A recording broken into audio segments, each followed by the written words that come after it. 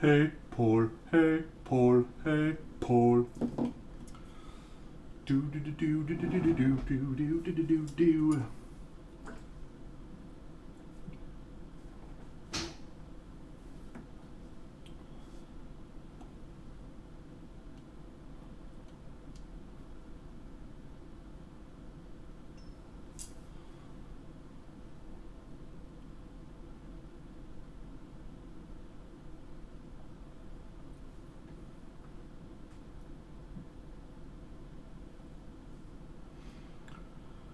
Good evening, friends. Welcome to Wednesday night streaming. I'm your host, Big Deno. Today we'll be painting the Lady of the Lake. I'm doing a bang up job. We all hope. Hey! What'd that take, Paul? Only like 4 months, buddy?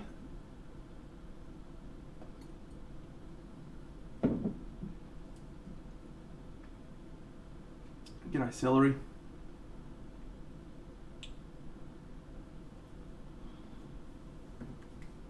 That's the world we live in, mate. Unfortunately. These things just take time. Okay, Frog Jim.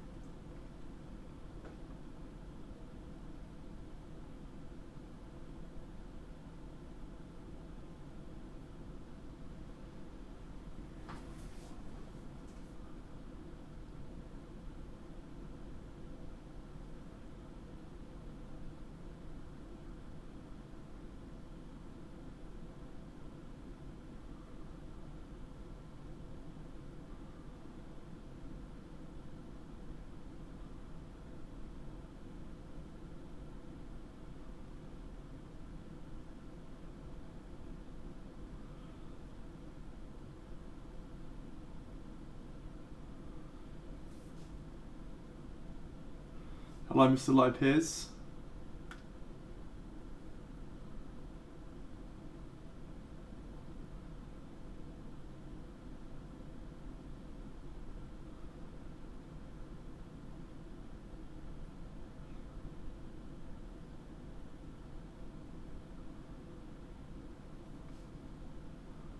Yeah,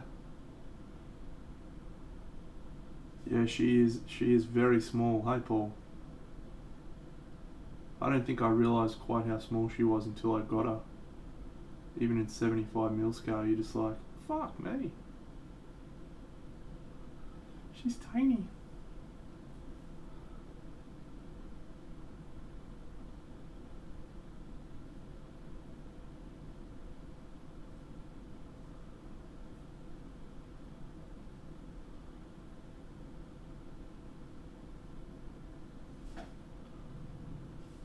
Ah, Drunken Yoda. G'day, mate. Thank you.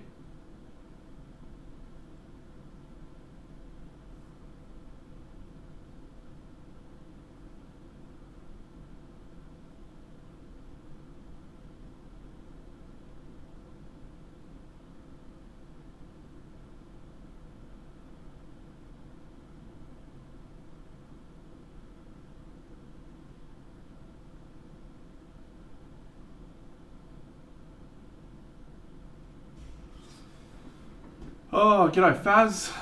Match Fixer, hello. What's happening, friends?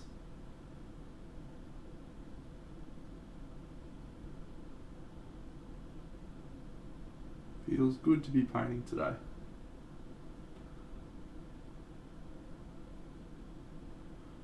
Got a pretty fun show and tell lined up for tonight.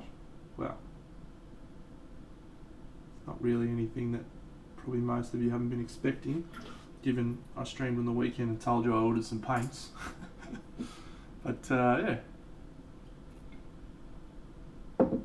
week is going pretty well, thanks. Celery, yeah, not too bad. Just chipping away. Ah, Frog Jim. Nice way to start a stream off. What would you like me to sing, buddy?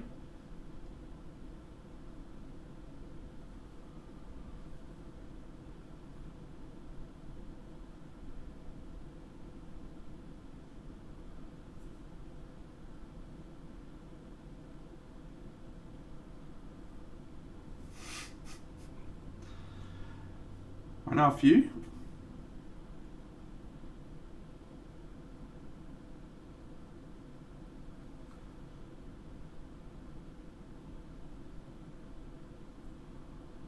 G'day, Mini MF.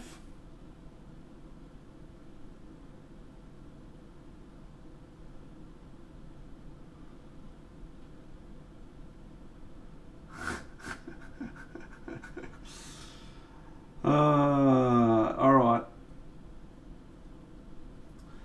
Stop right now. Thank you very much. I need somebody with a human touch. Hey, you, always on the run. Gotta slow it down, baby. Gotta have some fun.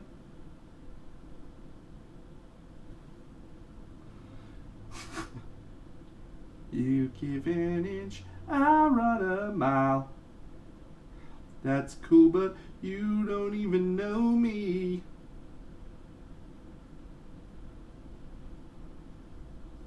Slow it down, you're going too fast.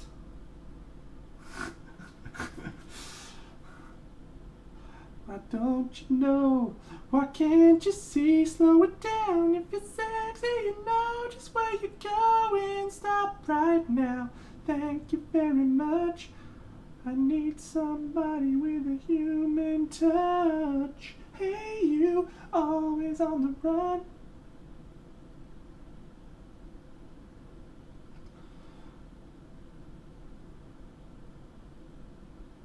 Do I? Yes. No. I've got a really weird memory. Like, I can remember numbers like they're going out of fashion, like phone numbers, etc. Song lyrics. I was incredible at remembering like statistics in War Machine. I could pretty much probably now to this day still rattle off the statistics of lots. Yes, Christoph Kovalchik, Red Ave miniature painter. I met him at SMC, mate.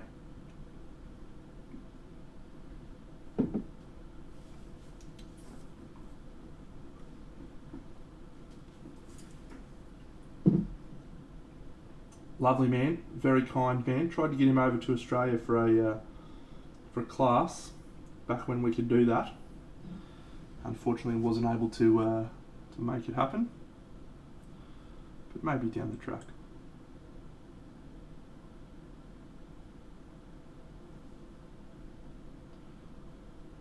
I don't remember the move, Stevie, sorry.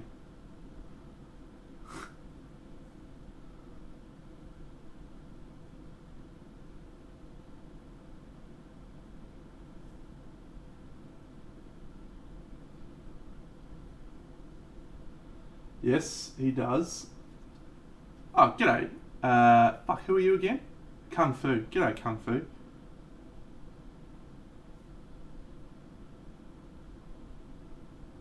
Yeah, he works in... He's an old school guy who just does super dilute layers. So, very nice man.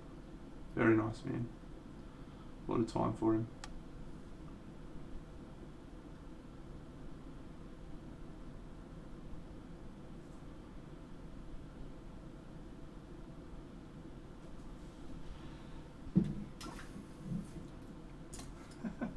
You dumb fuck. Shouldn't have changed it. Alright, let's do some Chantel because I'm excited about Chantel. Let's start with... Oh, W. Walzer, we were worried. We were all wondering where you were. Here we go. So I finished painting these little chappos. And I took them out for a spin yesterday against Freezy.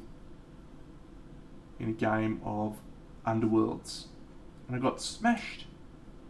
These guys are shit. I'm going to have to paint the Beastman. Nothing at all to do with my skills as a player. It is Estelle by Nocturna, indeed.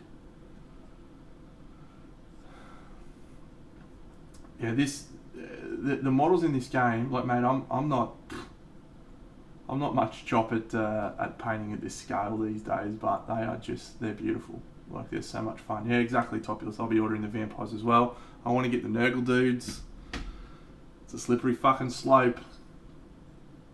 Look at these guys, little beastmans. Oh, I'll do them. I'll paint the Beastman, probably. Oh. All right, cool. So that's that one down. What's next on the show and tell list? Paints. So I bought the AK 3rd generation. Oh no.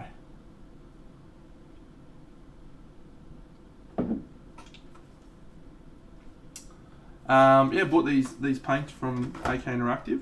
This isn't the only one I bought. Try out. So I've heard good things about this range. Natalia Odachart, she uses them. CHK Studios uses them. He's a big fan of them. So Sergio uses a couple of them. So yeah, they're obviously quite good. So I'm going to give those a try. I've got Skin and Leather set, which looks cool. I've got non-metallic metal gold set. Bit of Kirill there, which is cool. It looks like there's some colours in here that I'm going to enjoy. Actually, you know, we might even crank some of these out today. Actually, yeah, fuck it, let's do it. There's a colour called Ice Yellow. There's a colour called Sahara Yellow. I like both of those. If they're anything like these things. Ivory. Yes, I am not tied to a specific paint range in any way, but yeah, I just thought I'd give these a crack. Red,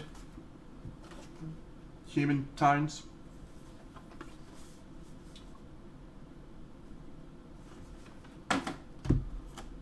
Enderman Steel. Yeah, there's a lot of the colours I think are carryovers from, or the names are, just so people associate them really well.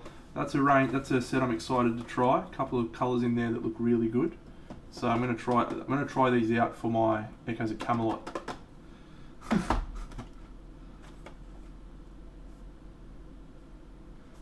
This one looks good.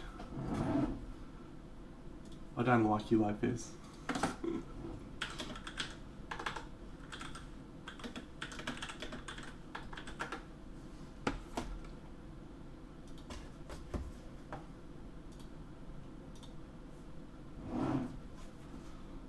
Orcs and green models, my favourite colours. They look like good colours too. So, interestingly for me, I didn't get any of the fluoros. So I will get some of the fluoros. And I want to get some blue sets as well. Now, if I can see it, then I can do it. If I just believe it, there's nothing to it. I believe I can fly. I believe I can touch the sky. I think about it every night and day. I spread my wings and fly away. I believe I can soar. You see me running through that open door. I believe I can fly. I believe I can fly. I believe I can fly. Woo!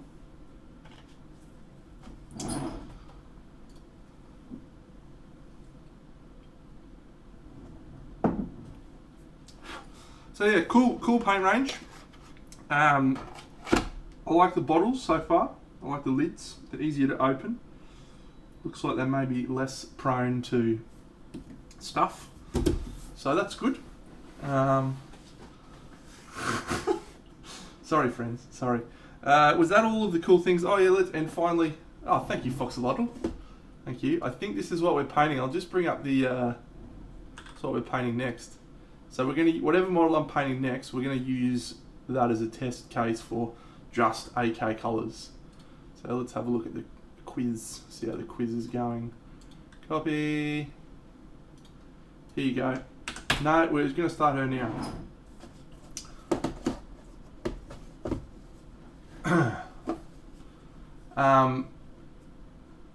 Yeah, I think the new Underworld's vampires haven't come out yet. I think they come out this weekend or something. Yeah, so that's where that's the poll at the moment.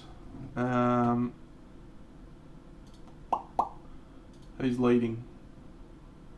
Yeah, she's well ahead. She's well clear. So we're gonna decide at the end of this stream. So, and no, she's not finished. W. Walzer, here she is. We shall continue on her right now, actually. I have painted a Lydia. Yes, I have indeed. I have another one to paint though. And it's been kind of nice. It's kind of nice revisiting models that you've already painted and seeing how you interpret them differently. And back when I first did that original Lydia, I wasn't confident with non-metallic metals. So I think it could be quite an interesting non-metallic metal piece to paint.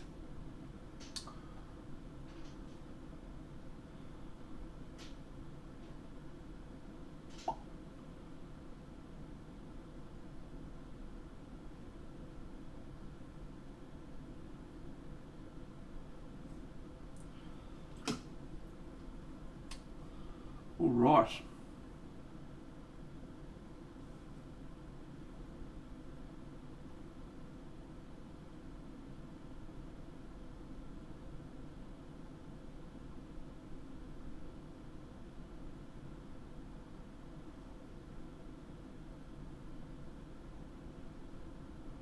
Thank you for that, Randall. That is actually one of my favourite songs, by the way, mate.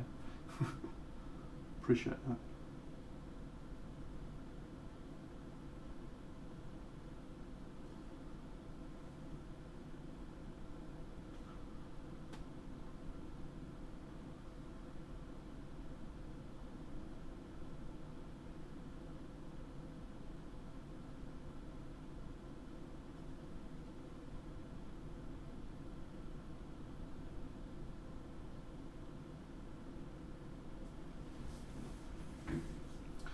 Let's zoom in a bit, friends, so you can see what's doing.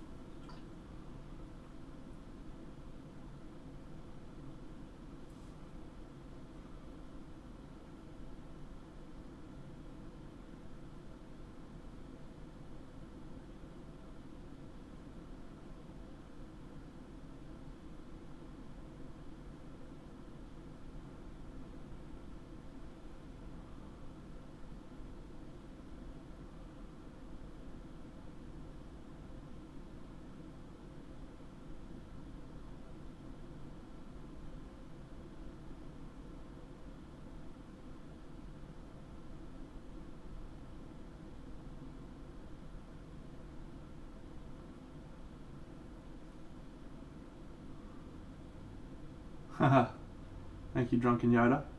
That's a good question, Wesley. I don't think at this stage we've got anyone that's keen on it, but we'll see. We played Concordia last night, actually. Really good game. If you haven't played it, absolute cracker. Bit late to the party for us, I'm sure, for most of you, but yeah, Bangosaurus.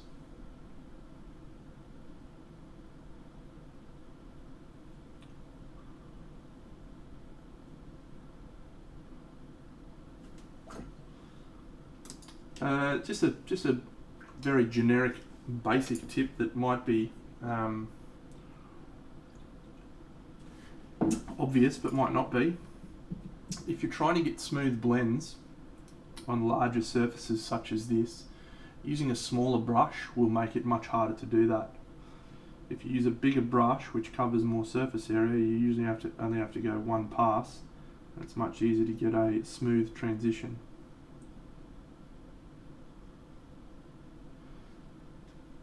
It's a generic sort of tip there for those playing at home. Rob, certainly, mate. Always willing to give advice if I can. Yeah, the theme is NAF and Concordia. It's just a way of putting together some really clever mechanisms. But yeah, it was fun enough. I quite like Roman history or whatever, but yeah, I definitely agree with that statement.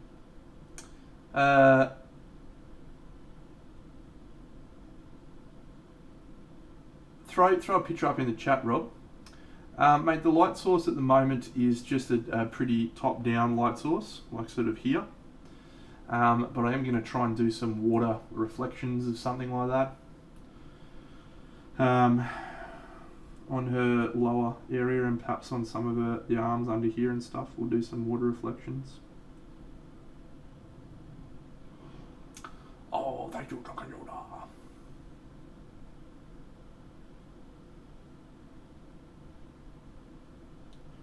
Yeah, so the see-through material is mostly done now. These sorts of angles it looks quite good at. The only one I'm not happy with is the buttocks. It's not quite perfect. So, thanks, Wampa. So we'll probably come back to that a little bit towards the end.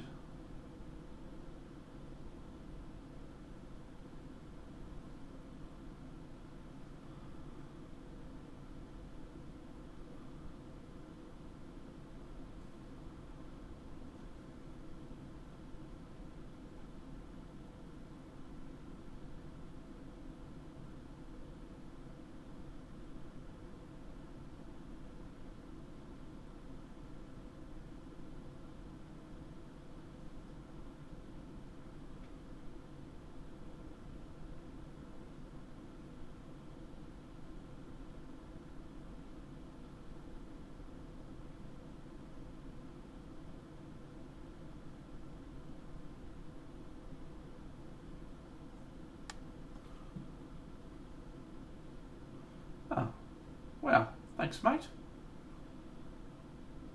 Appreciate that. Yeah, this month's giveaway is the model I painted from the Kickstarter. So this one. Hello. So she's the giveaway in 23 days.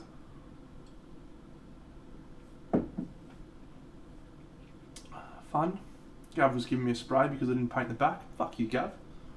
That's what I think about that. The Peanut reckons he's gonna be back on Saturday to get on the stream again. He wants to become a celebrity, I think.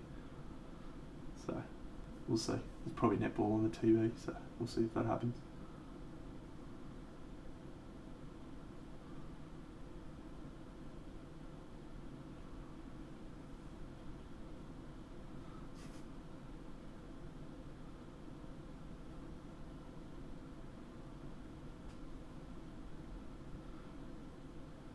Giving someone a spray is giving them a serve, having a go at them. Like if you were to yell at someone, and you were spitting because you were so enraged, that would be giving someone a spray.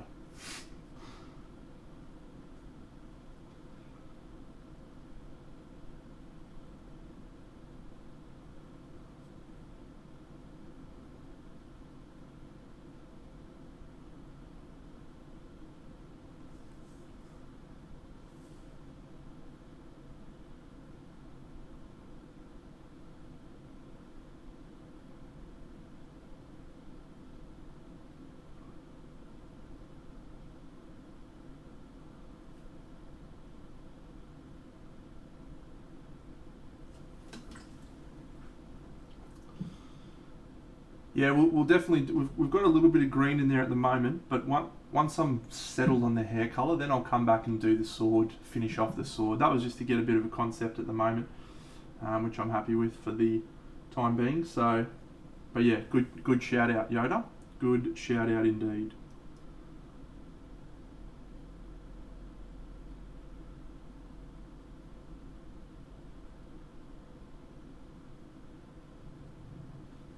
Oh, what's going on here? Hype train. Hype train. Hype train.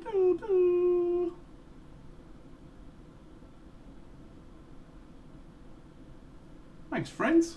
What a cool thing to have on a stream. I love a hype train. Very fun.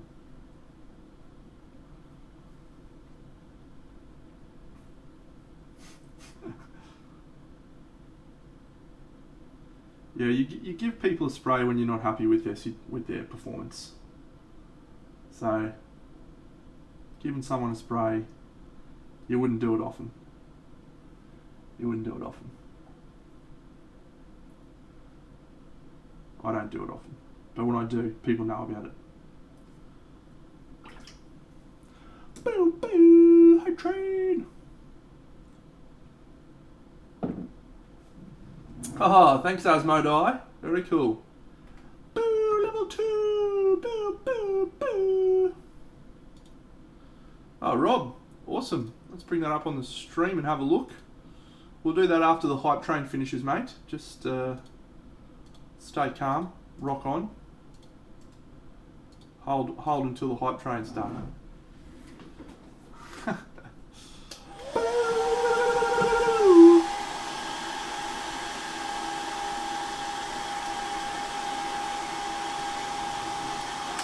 Oh, thanks Red Dragon Minis. That's awesome, champion.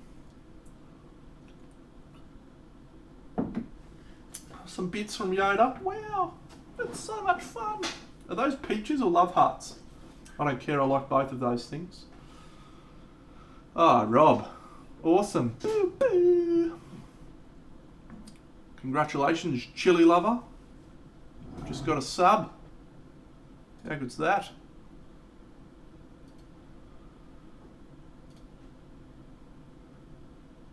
Good one, Minimef. You nearly got there, mate.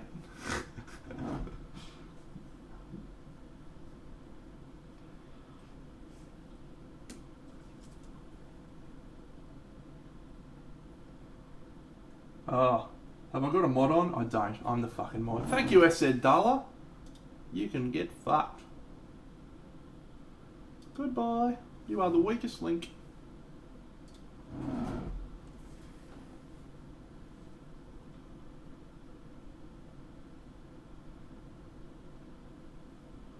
Alright. Hype train! Boo! Boo!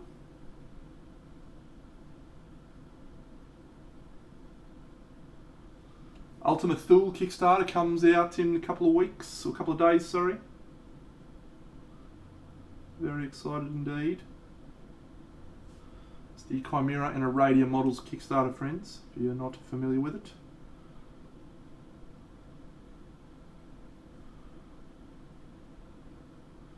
Looks glorious. Right up my alley. In my head, I've already started preparing a diorama using all of the models. All of them. G'day, Space Toy. Thanks, mate. Ah, spurting rectum. Boo, boo. Tomorrow, yeah. Yeah, tomorrow. Tomorrow night, my time. About 1 AM, I think.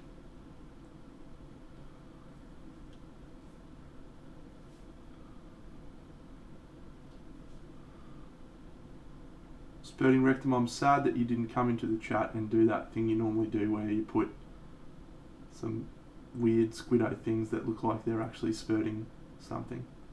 Bit disappointed actually. It's one of my favourite things you do.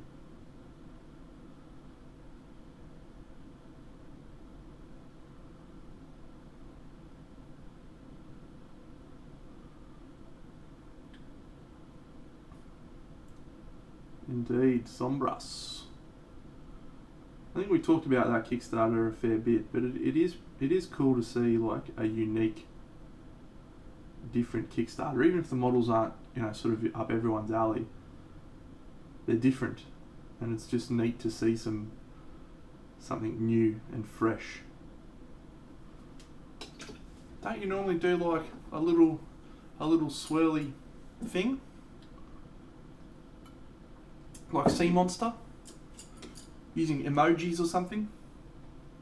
G'day, Gore.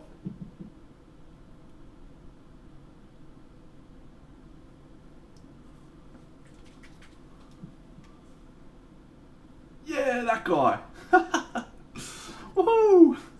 I like him. He's cool. Yeah, just go to for the one for tomorrow or Sombras, the one that's currently running.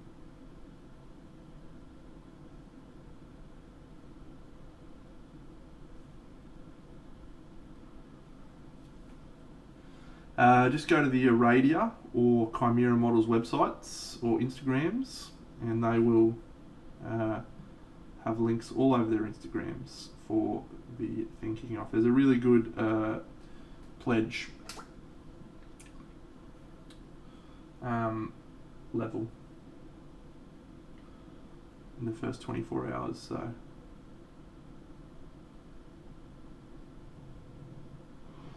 boo boo boo, hooray! Thanks for the hype train, everyone. I enjoyed it.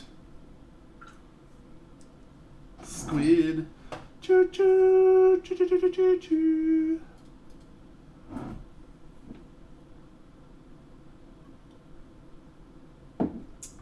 Yeah, the only one that I'm gonna get from Sombras is the chick with the Horn Goddess one.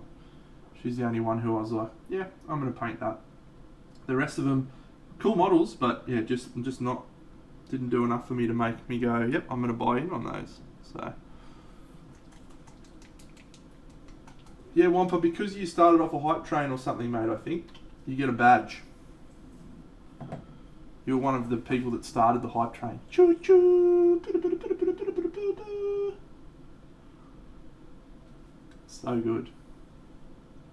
G'day Shadow Uvray, it's going well, mate. Thank you.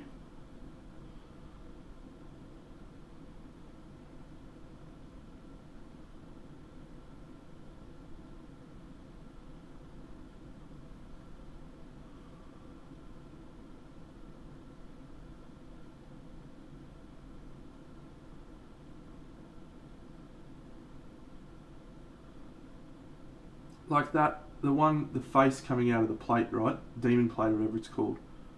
I don't think I'd ever paint that, ever. But I really appreciate the people that have painted it. You know, like the copies of it that I've seen. I really like it. Just as like a piece of artwork.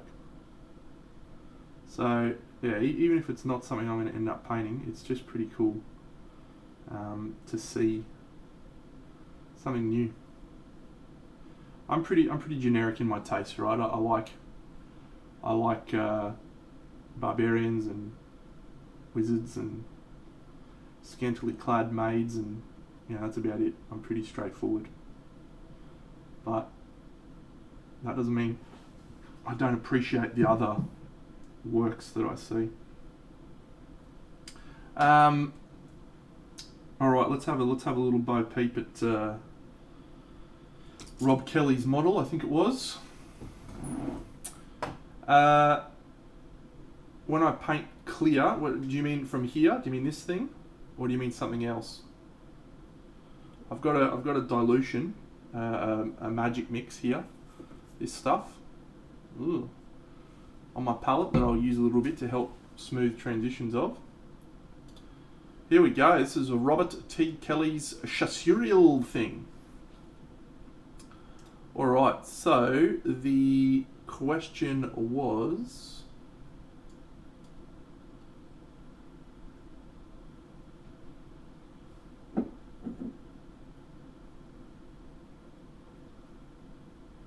Did you do the whole model?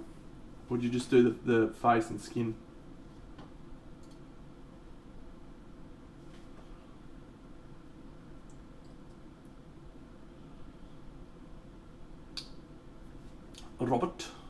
Robert T. Kelly, if you are still there. I think, looking at this, it looks really good. Like, to me, the skin is really good for a female skin. The colours are pretty good. The transitions are pretty good. Probably the only issue I would have with it is the actual placement of the lights. So, particularly on the nose, around the nose, there needs to be a little bit more light, And then there's a couple of, I wish I could draw on these things. Fuck, I wish I could draw on it. I didn't mean to do that, I was trying to zoom in, but you can have a like. There's two spots, I can't see my face, but you'll have a highlight here on this little part of the lip, just underneath the lipstick. The highlights come all the way up to the eyes and down into the nose, and then this part here, depending on where your light is also a highlight. And then the whole nose will be a highlight, and actually this part of the nose will be your most intense highlight, as well as down here. Just a few little things like that. What I'd suggest, let's bring up a masculine's face, because he's the king. Let's see if I can show you what I mean. Marc Masculin's the man.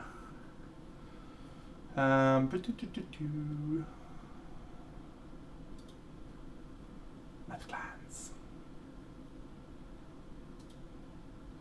There's one I'm thinking of that was a really great example. This is the one.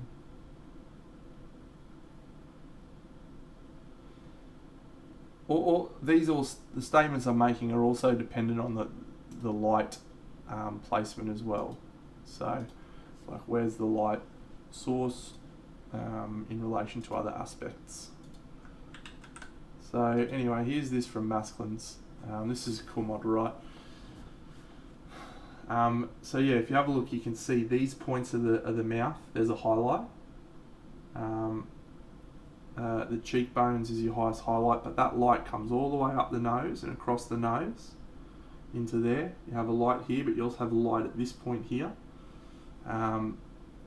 That light all the way into there, right? So you can just see where there's some areas where you need to increase the highlighting or place highlights in there for it to be better. But my piece of advice for you right now is move on. Don't keep tweaking it. Start a new piece. But just keep doing what you're doing, because honestly that's really good skin tone. But try and think about where those lights go and how you can push them a little bit more.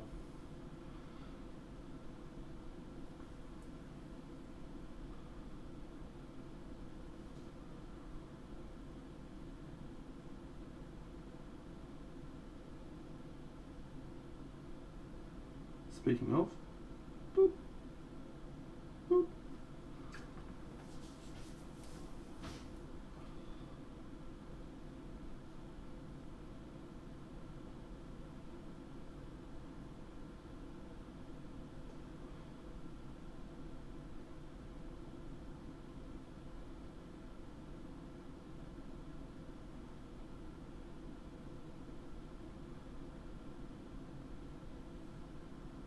Alright, let's try out some of these AK colours, shall we? And do a little bit of this swordy action.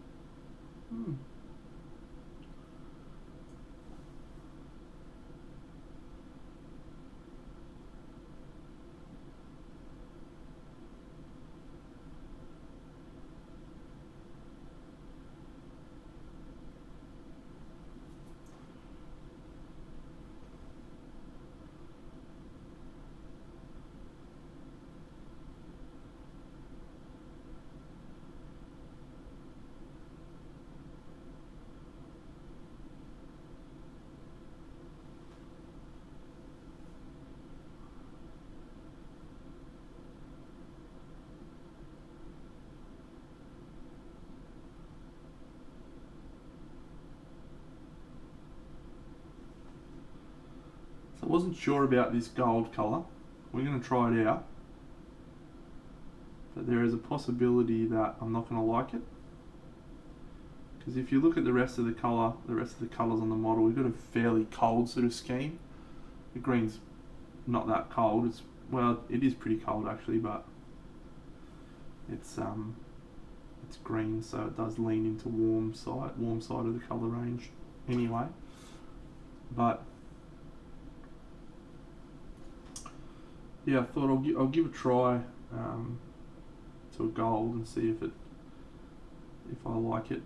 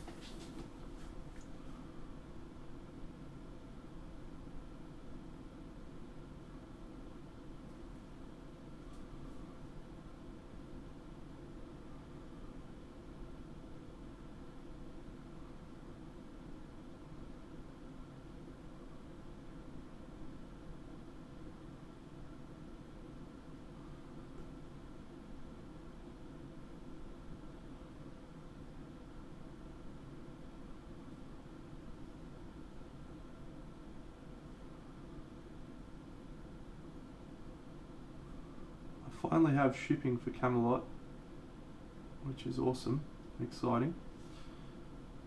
Exciting to have it finally on its way.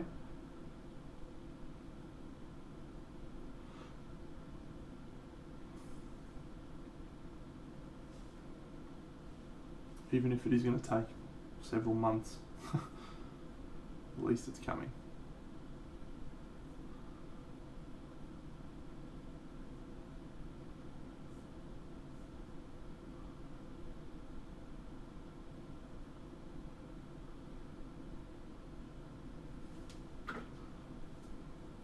Oof.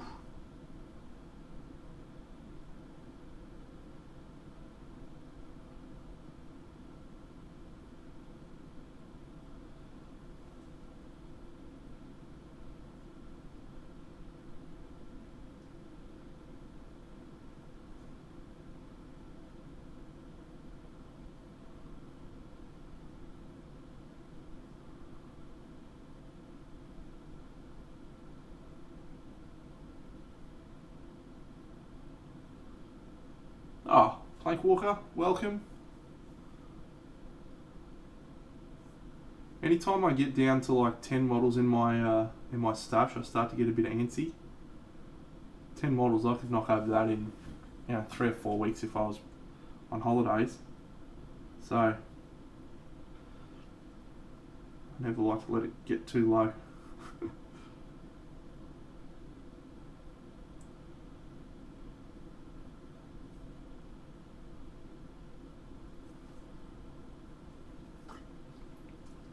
It is indeed resin.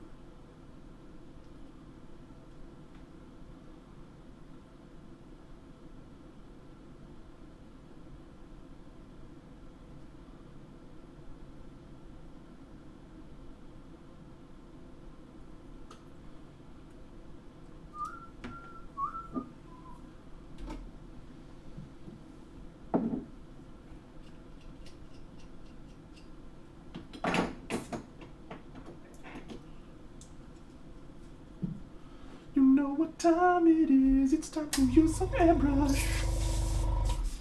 Why, you may be saying, why are you using the airbrush, Dano? And I say because I can, and I like it.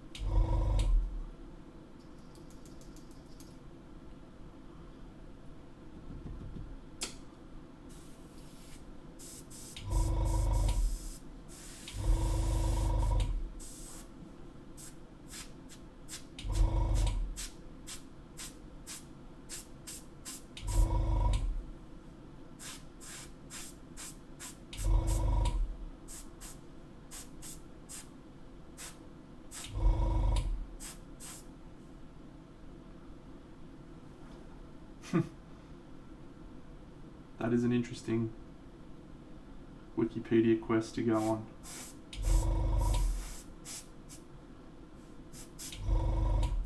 What is the difference between resin and plastic? I love those little jaunts you find yourself on, eh? You start off going, oh, that was cool, I really like that movie, I'm going to watch that. And then the next minute you're reading about like Soviet stuff from the 70s and finding out about Stalin and shit. That's what I usually end up doing.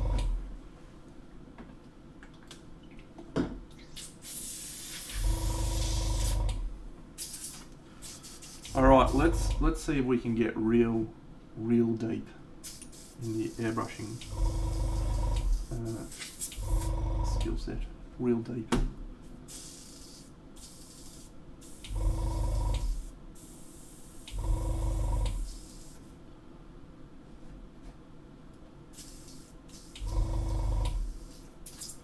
some water in the line.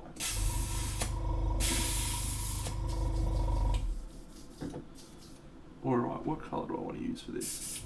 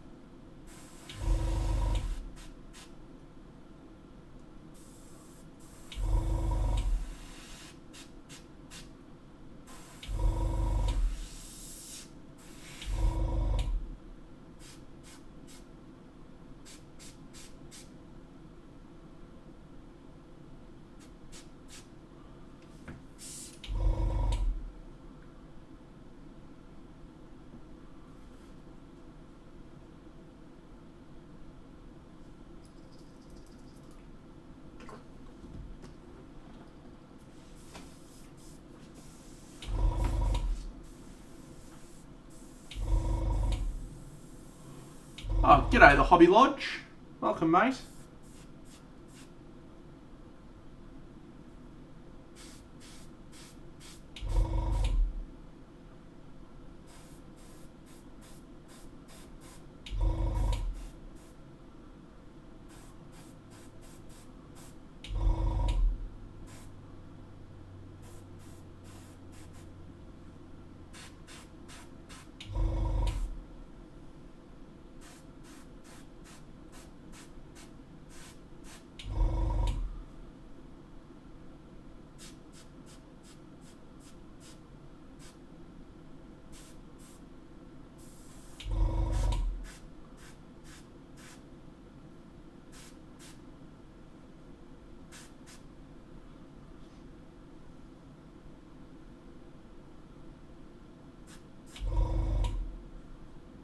G'day, Oogly.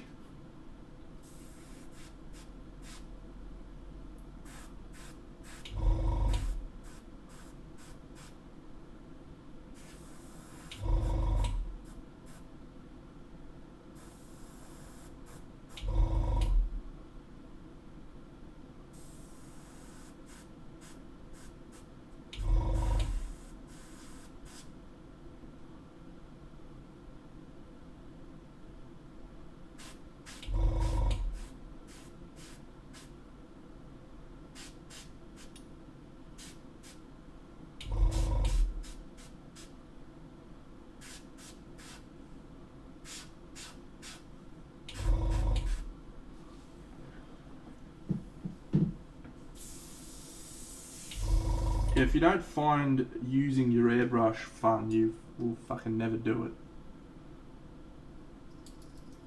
And one thing that will prevent you from having fun is having to clean that fucker all the time.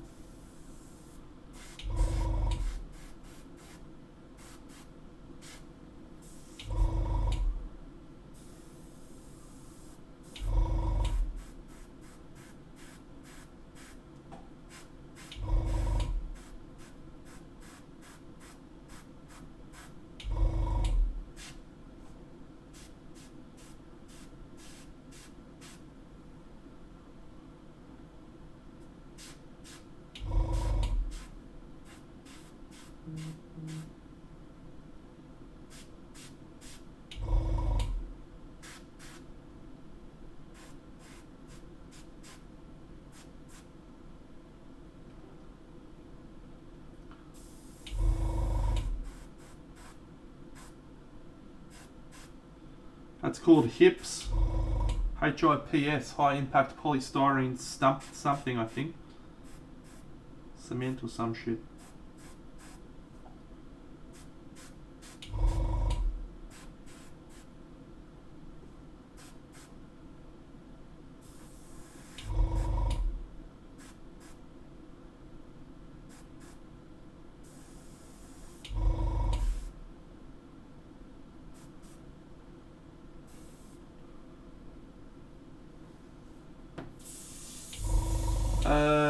So just for people who haven't seen me do it before, because I use really dilute layers, that's like as dirty as the airbrush gets.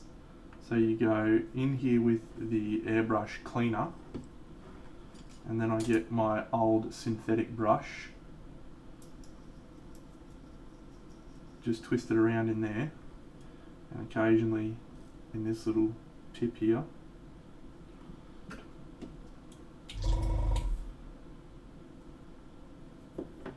Then I do a little bit of black backflow, which runs the thinner or the cleaner through the airbrush back through the needle, and then spray the rest of it out. Then I'll do the same dealio with water, bit of backflow, and again spray it out, which leaves me with this. So you pretty much clean it out. Now I work with really translucent layers. I do sometimes, yeah, and that's why I do the backflow. But it also just like really, cycles it through there. So because I don't work in really thick paint layers, that's pretty much all the cleaning I have to do. I haven't cleaned this properly for about 2 months. The last time I did it was on stream, really early on. So. However, if I was to do thicker layers of paint, first thing I usually use this airbrush, which is a little bit bigger needle. So if the paint dries, it's a bit easier to clean out. And yeah, sometimes I have to do a bigger clean on that stuff because I use thicker paint, but that's it.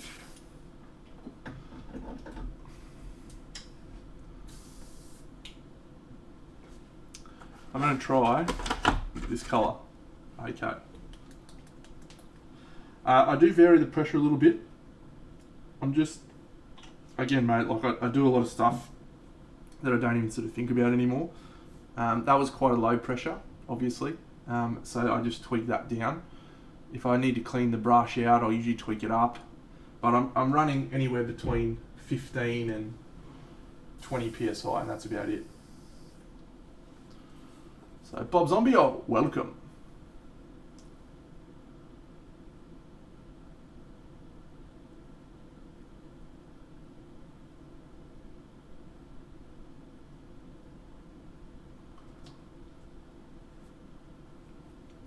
The compressor is usually not the thing that holds you back. It's usually the airbrush. As long as your compressor can go up to 15 PSI, you've probably got enough juice in your compressor. It'll be the airbrush that's holding you back. Yep, with a tank. If you've got water coming out of your airbrush, rubbish. You will not be able to do shit with it.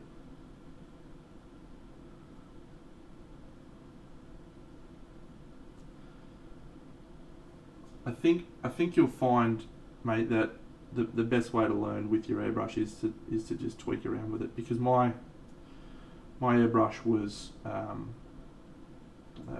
took me about 6 months of playing around before I was actually like having fun, because I realised like I'd figured out all of the little things.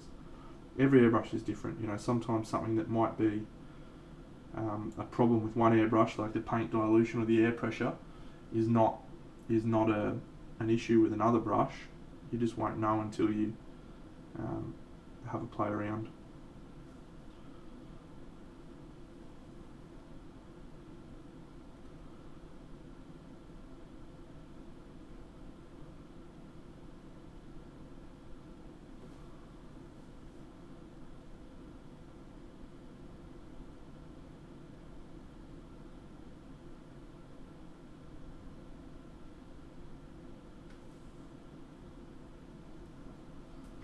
Yep, just keep going, mate. You'll reach a point where you're like, oh my god, I can do so much cool stuff with this now. And then you can start streaming.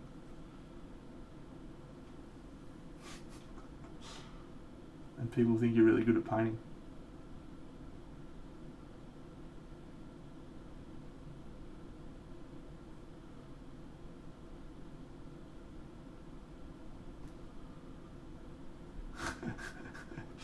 Yeah. That's what Topulus has been doing.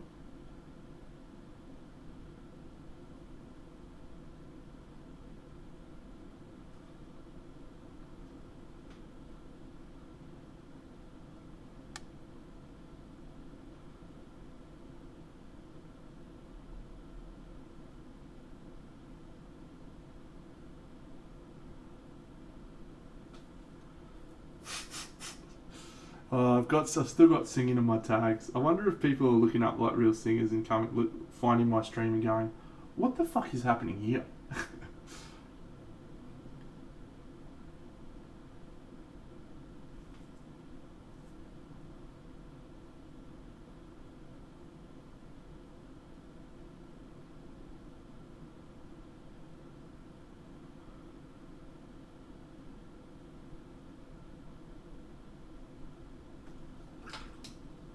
G'day, Sharkwild.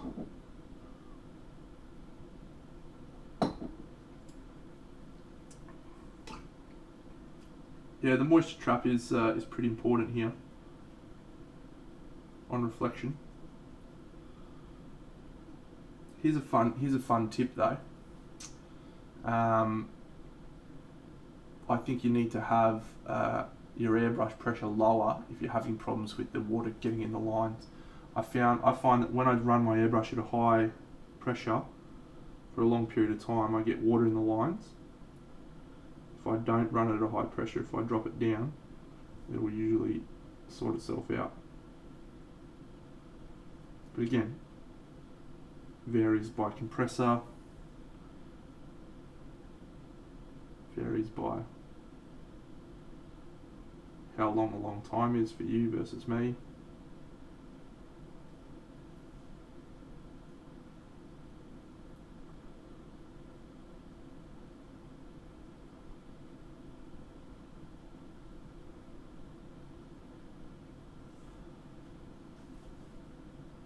Ugly, no experience with oils, mate. None whatsoever. Maybe down the track. I have bought some to have a play with. But yeah, no experimenting as yet.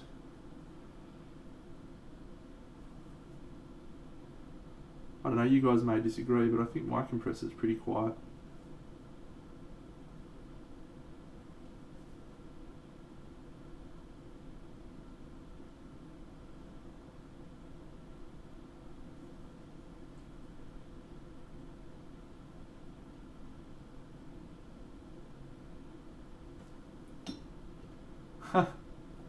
No, I don't think we sang Buffy song. What did we sing? We sang I Believe I Can Fly by R. Kelly and some Spice Girls.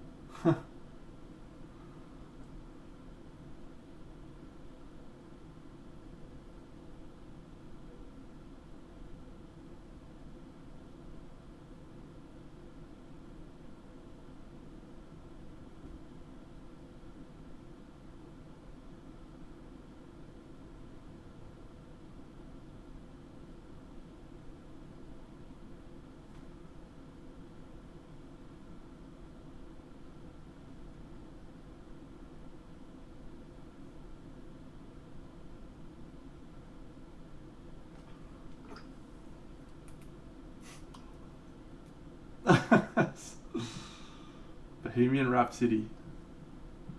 So good.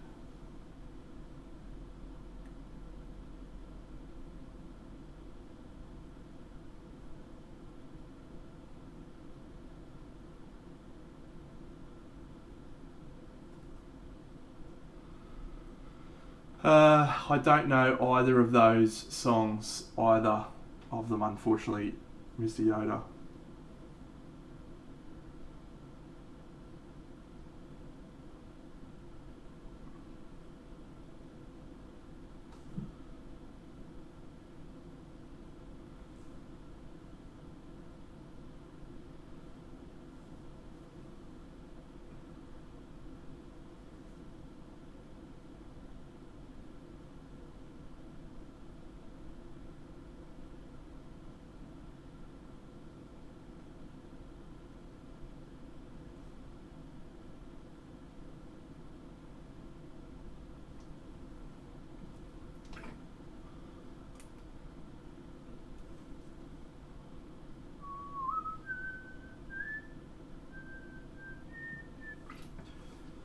Alright, so we tried this Sahara Yellow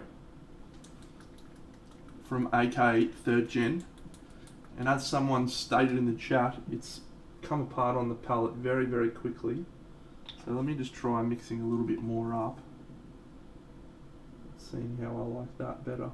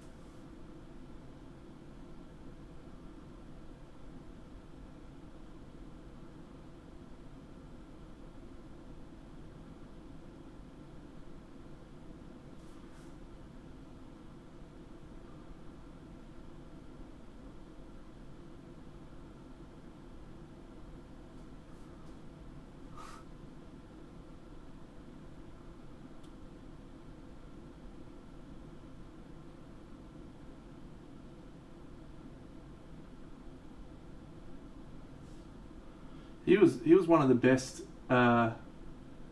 singers in the whole show, Anthony Head.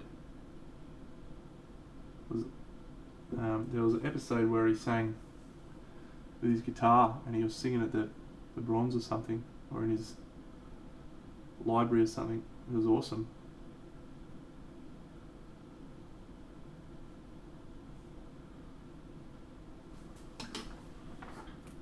Yeah.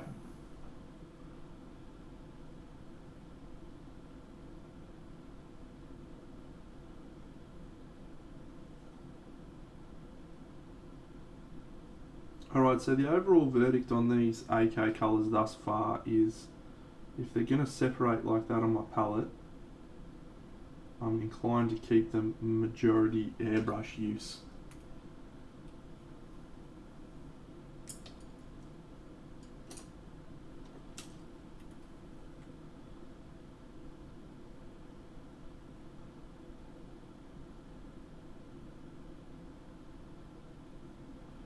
Which is a shame.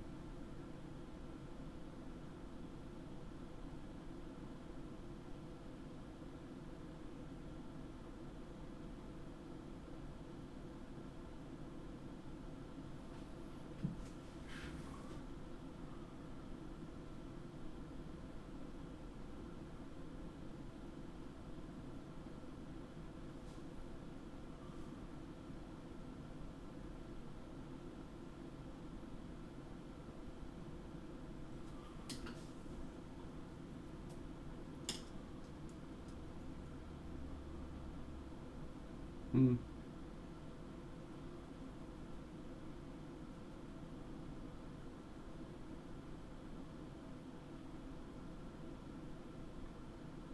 Well, early days of experimenting thus far. We shall continue.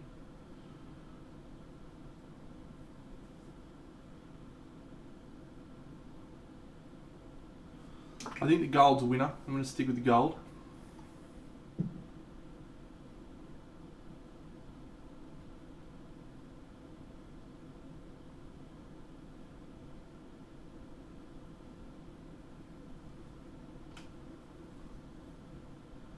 The stickers, yeah.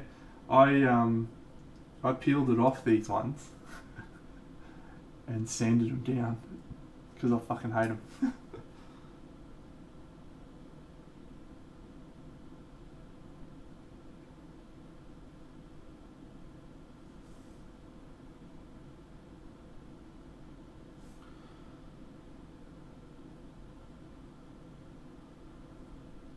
Alright, let's go and have a look at the survey results and see how they're looking.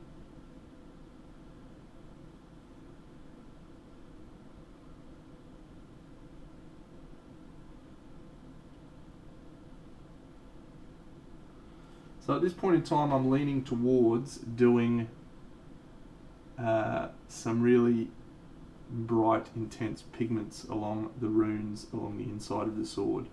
How does everyone feel about that? Is that a goer?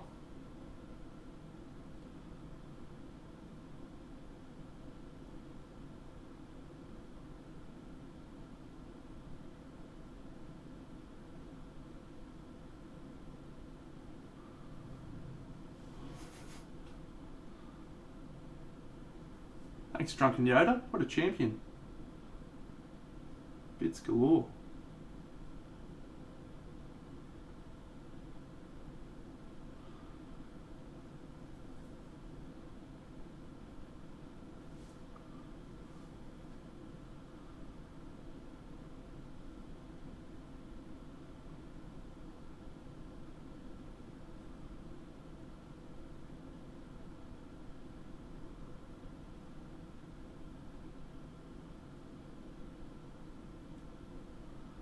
Let's try some pigments, shall we, on those runes and see how it looks. Just do a little bit.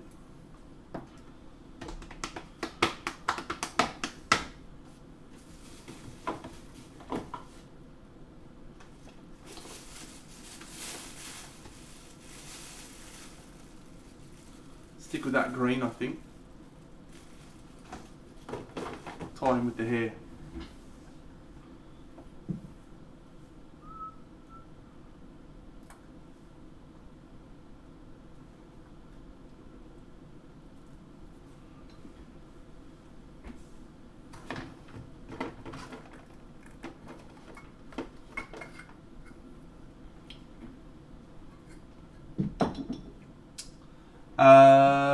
Space Toy, this is from Carol Rudick Art.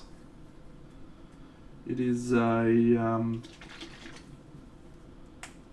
I believe, no longer in production.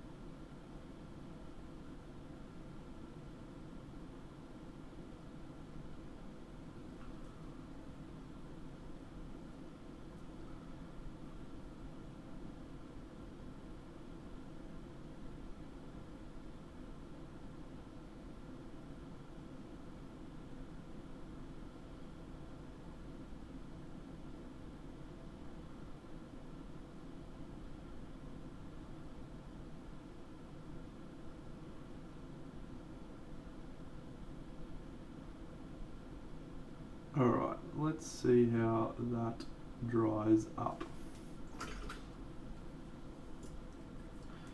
Just so everyone can see what I did, this is just a mixture I made of water and a little bit of the Joe Sonia's to get this pigment ink, I guess you could call it.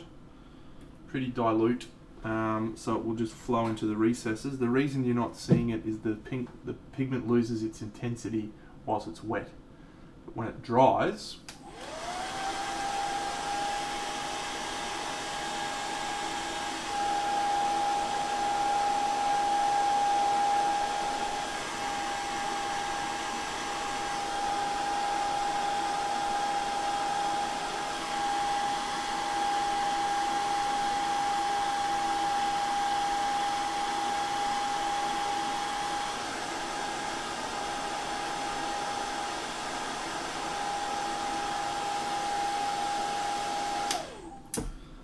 well, the pigment just dries a little bit brighter. Yeah.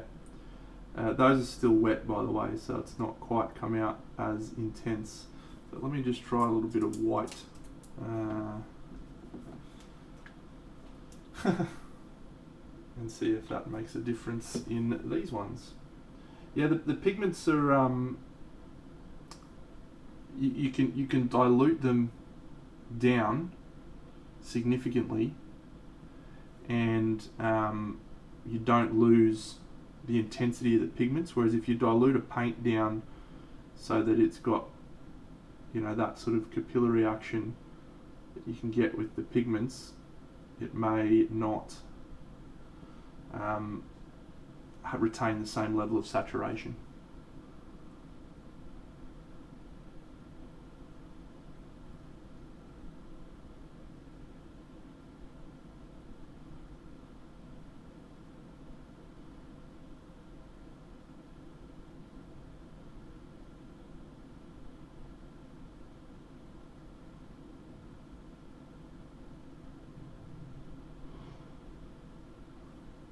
Hey Chan! Thanks for the raid, mate. How are you, champion?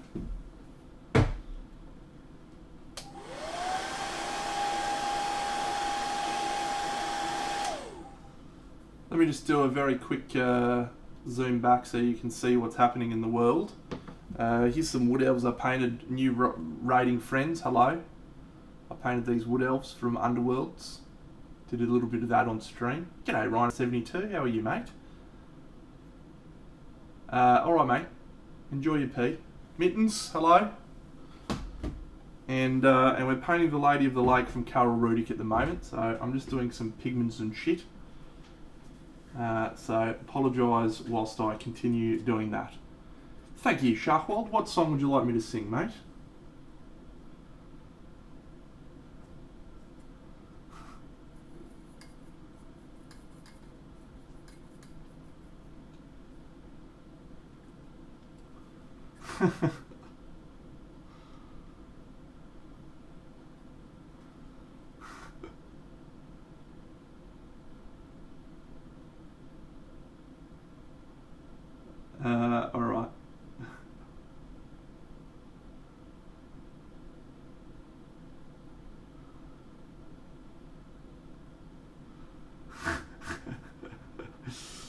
All right. All right, hang on.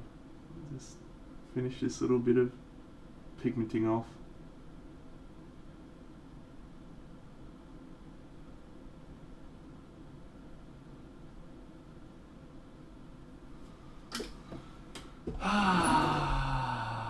Which verse though? That's the question. Which verse?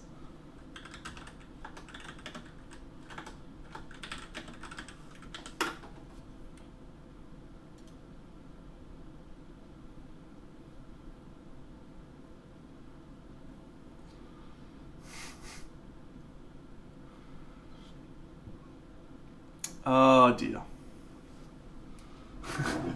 The song's actually pretty awful, right? He writes a personal ad for his missus because he's sick of his missus, and then he goes to a bar to literally have an affair. And whilst he's waiting in the bar, the lady who answered his ad is his missus. He says, "So I waited with high hopes, and she walked in the place. I knew her smile in an instant, and the curve of her waist. It was my own lovely lady. She smiled and said something, I forget that bit.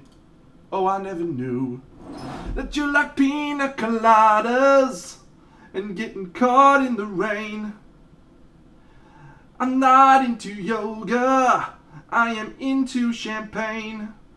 If you like making love at midnight in the dunes of the Cape, I'm the love that you search for.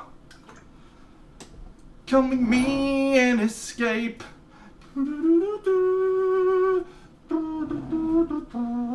She says, oh, it's you. Thank you, mate. Or did she write the ad first, did she? Ah.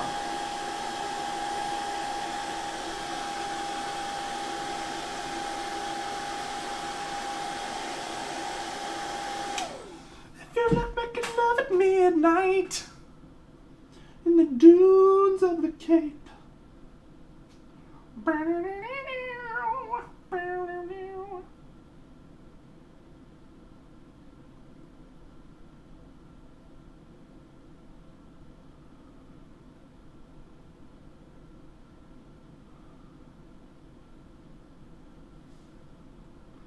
Good song, that. Yeah, good for them. Good for them. Laugh off the fact that they were both willing to cheat on each other. Good work, team.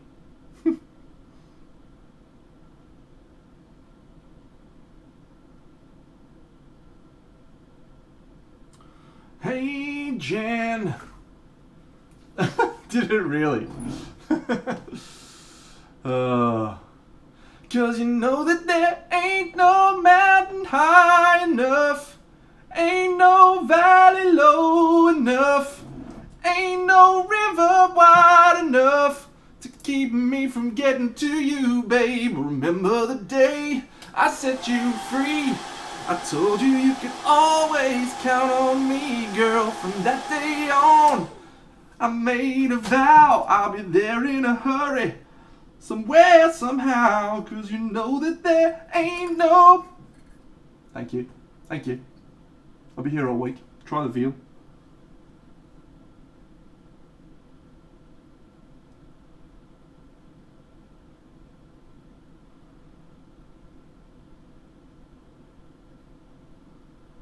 Ain't no river wide enough to keep me from getting to you, babe. Oh no, darling. Oh, oh, oh, oh, winter's cold. And stop me, baby. No, no, baby. Cause if you're ever in trouble, I'll be there on the double.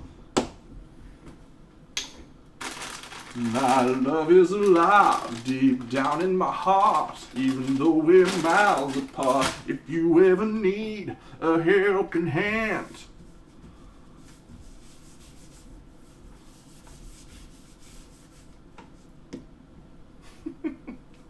sorry, friends.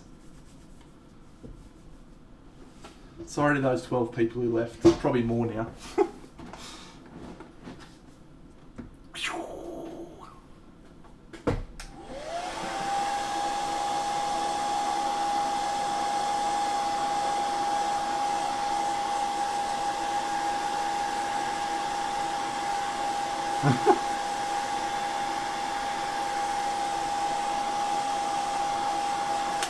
I'm okay with it, mate. I'm okay with it. Big Dano's a whole package. You either get the singing or you don't. And I'm okay if people don't. Thanks, Faz. Let's zoom in now a bit so we can all see what's going on.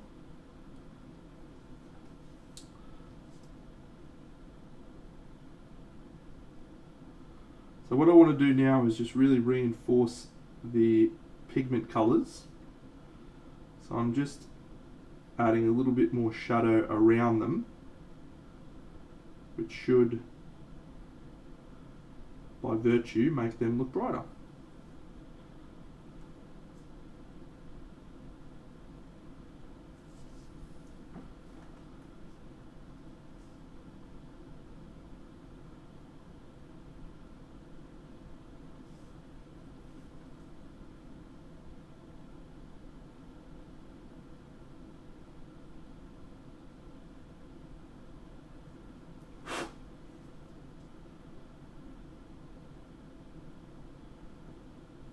Ain't no mountain high enough, whoa, ain't no valley low enough, sing it, ain't no river wide enough to keep me from you.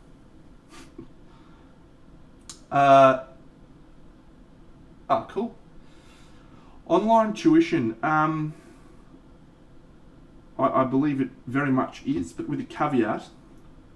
The problem is that most people that go for online tuition aren't at a position that they need online tuition. They are at a position where they need to sit down and fucking paint toy soldiers for a while.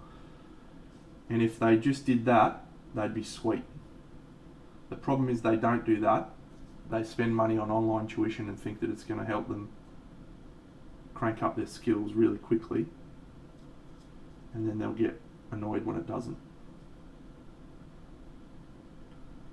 Would they say, Sharkwald? I haven't listened to their podcast for a little while. Something worth listening to. Love people giving the big man a rap, eh?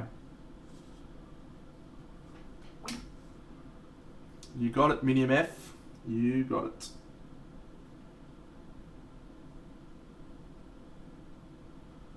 That's my only issue with online tuition. Is very good. Very good. I'm glad they said that. I agree with them. Yeah.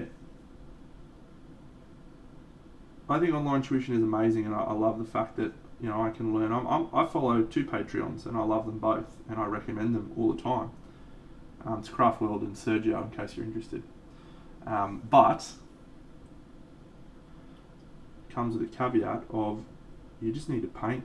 Like, so often, it's not because you don't know enough, it's because you don't know how to do enough. Like, you haven't programmed your brain into painting yet.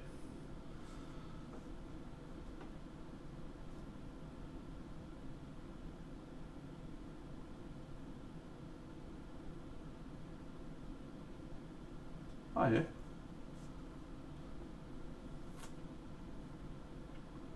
Space Toy, that's my advice for most people. It's just about paint yourself every day, 3 days, 3 hours a day.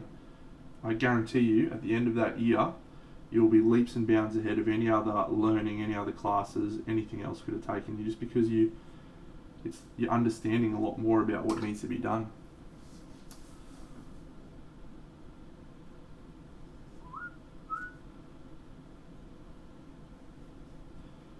Yeah, look, I think there's value in it. There's a lot of value in it, but I think a lot of the people that use it aren't the people that should be using it.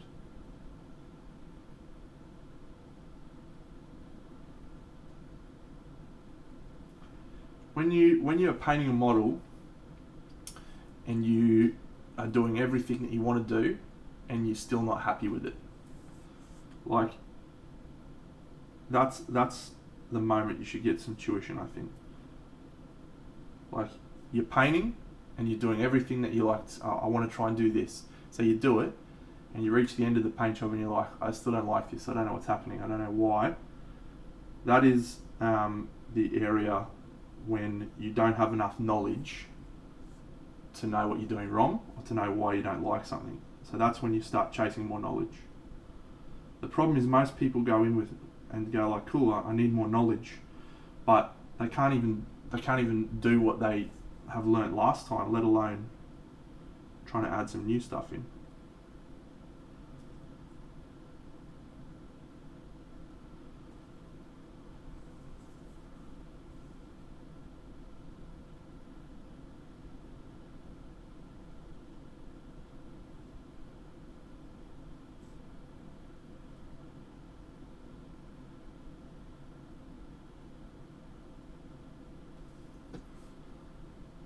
Yep.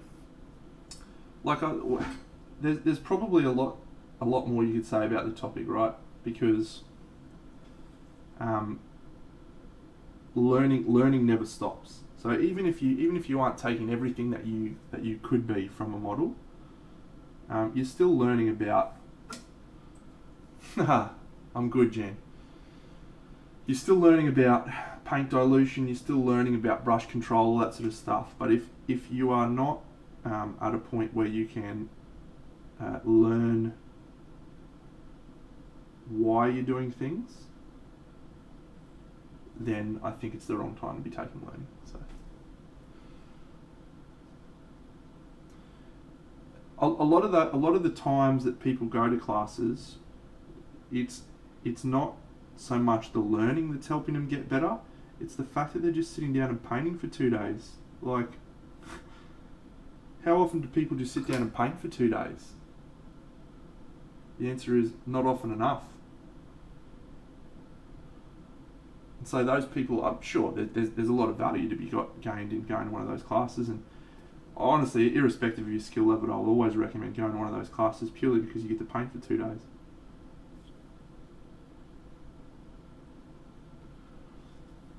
That's it. Practice, practice, practice. Alright, let's do these stupid eyes. Dreading these things. So if you, let me just do a quick shout out for Jan. Sorry Jan, I'm bad at this. S-O. Oh, ignore that. Ignore the Mark Maslin's picture.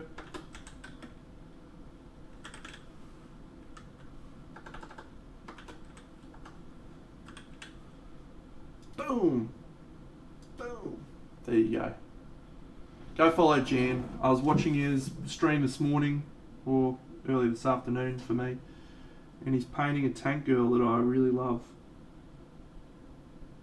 And I want to buy it, and he won't let me. Thanks, MiniMF. It is good. I don't know if I will come to the UK Kung Fu anytime soon. There's a little thing happening at the moment called COVID. Well, they did just open up the a little bubble with New Zealand and Australia, so we can travel to New Zealand if we want now, which is cool. Have a couple of Kiwis that come on this stream, which is neato. Love the Kiwis. Fuck me, these eyes are so small, hey.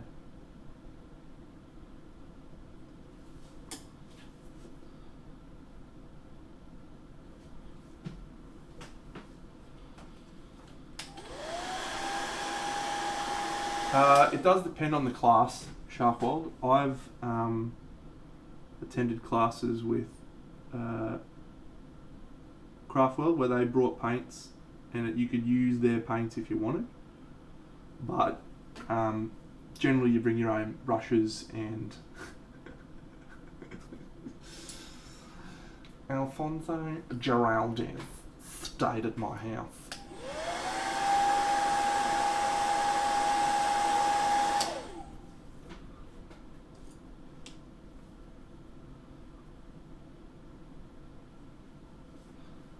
I don't fit on couches normally.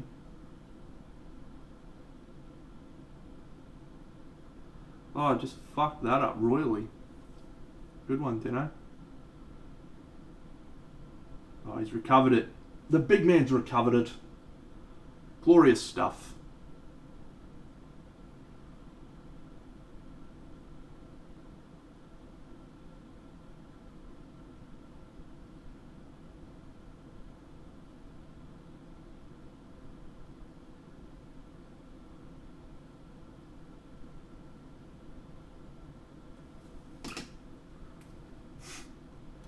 Well, I'll tell you a story, right? So I don't talk about my younger days much. Oh, that's good. Come on, camera. You can do it. I believe in you.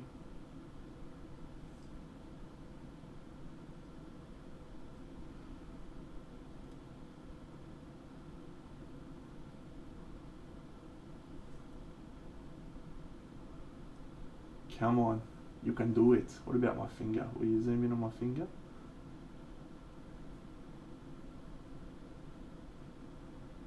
Oh, you're so close, buddy. Come on.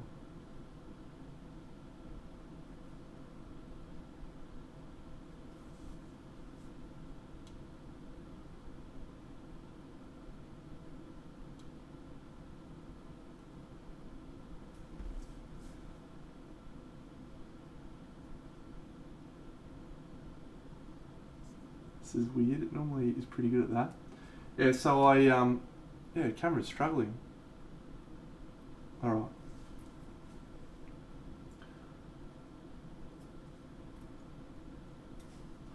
Yeah, so there was back in my younger days. I was a bit of a loose unit, bit of a rapscallion,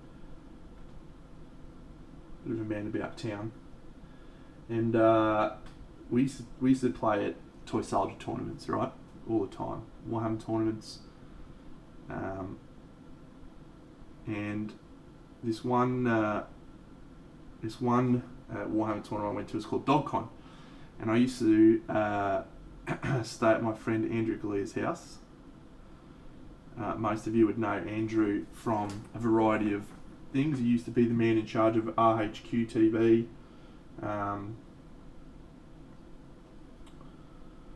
and Judgment, a few other things. So this particular evening of a tournament, Andrew was playing. He used to play in a band, Guns.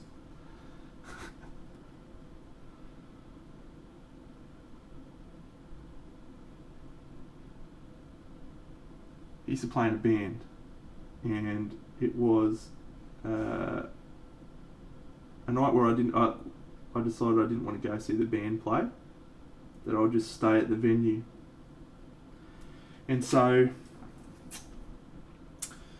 I got onto the shots with the friends there, Sam Booker shots and a variety of other shots, and I got pretty inebriated. And so my friend Andrew, whose gig didn't finish up until g'day Pearl Jam, yes, I went a bit too far with that one.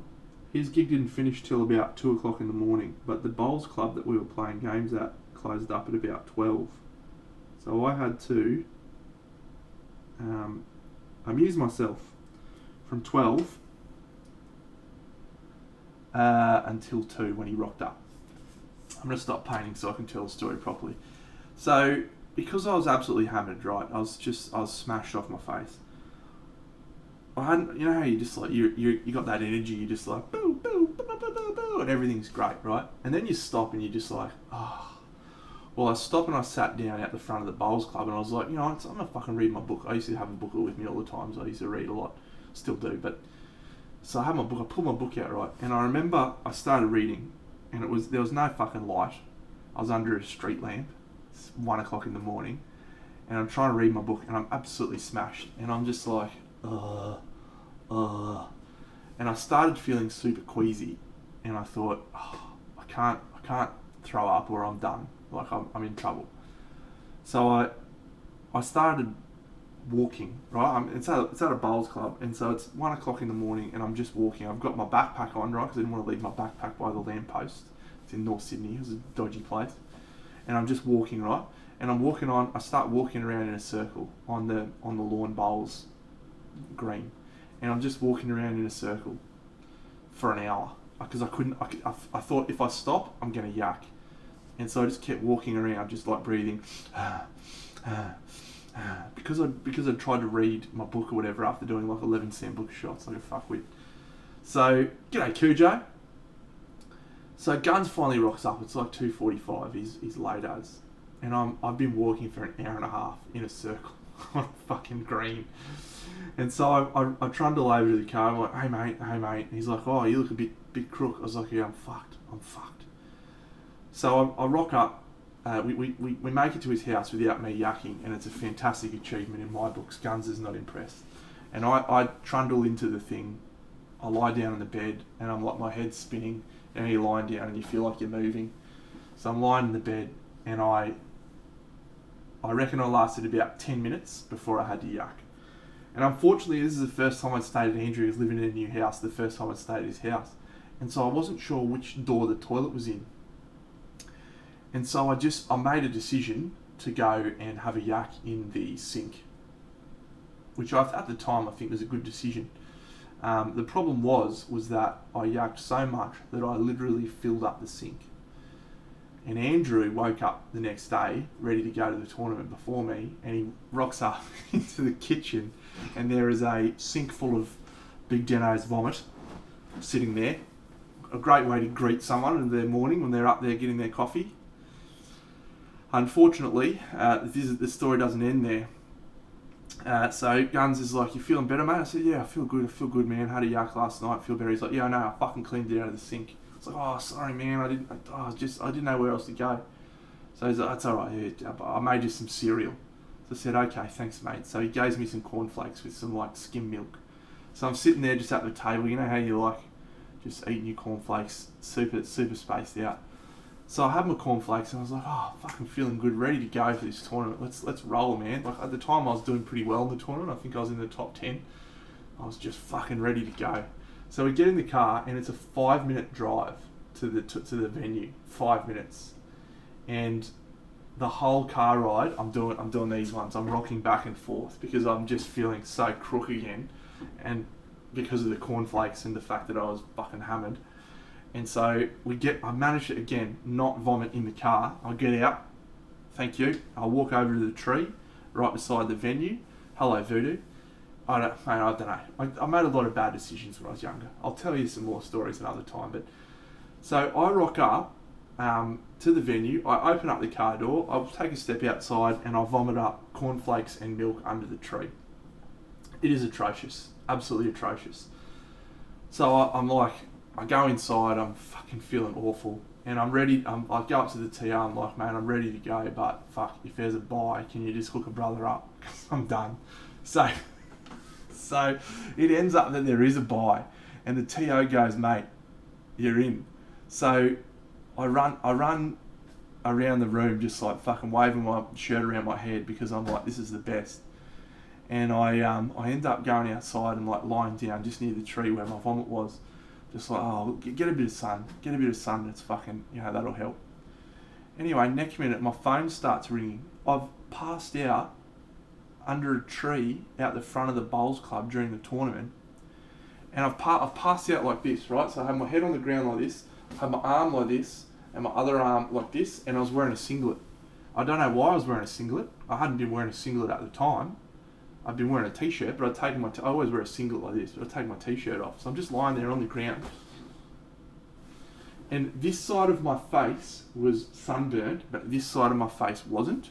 And I had a half of my neck sunburnt and the other half of my chest sunburnt, but the rest of it wasn't because my arm had covered it up.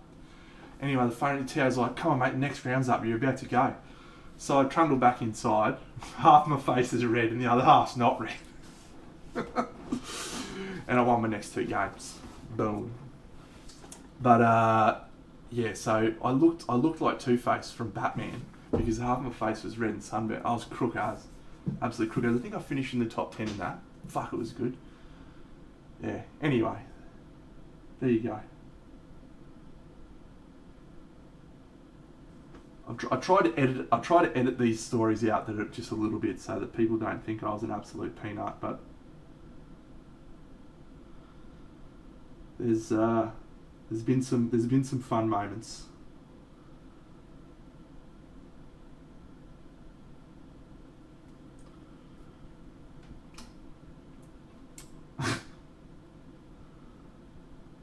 Poor Guns. He has not let me live that down to this day. Man, it was bad. Oh, it was so bad. There was just a nice patch of grass near the tree, mate. So I was like, there was a nice patch of grass there. So I went to lay down next to the patch of grass.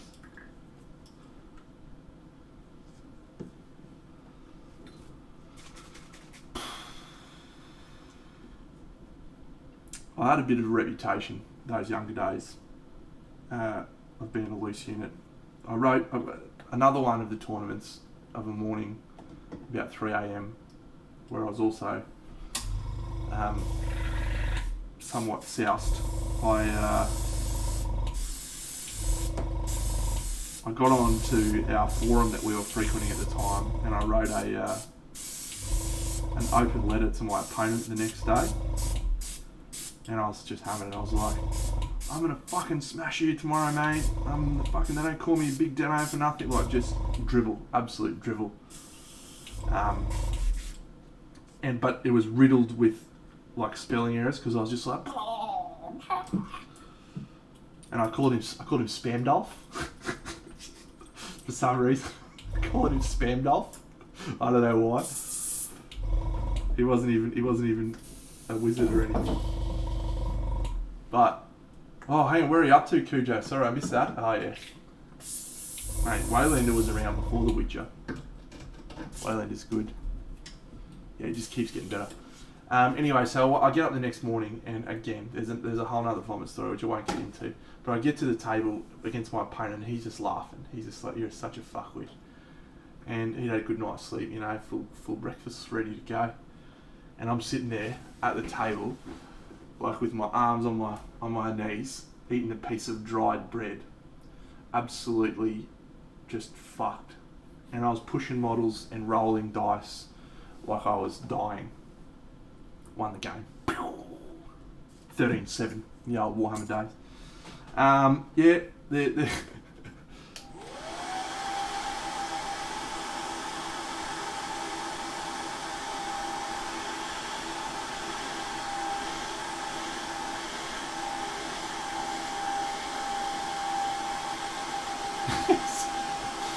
Suck it, Spandalf.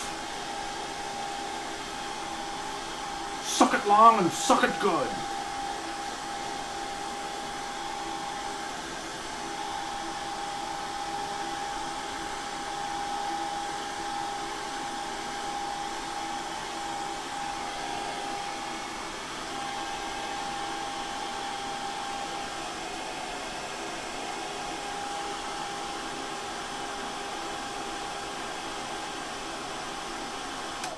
Alright, I'm liking where this is going now. Let's just take stock.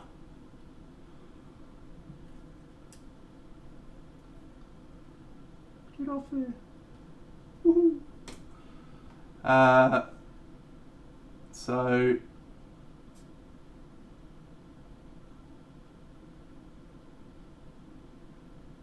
I'm liking it. I'm liking it a lot. The guy's name is Phil Armour. It says an open letter to Phil Armour. I tried to find it on Google the other week, but that forum no longer exists and Google didn't have any record of it. I was saddened. It was one of the finest moments of my life. When I look back, one of my greatest ever achievements. I might have another beer.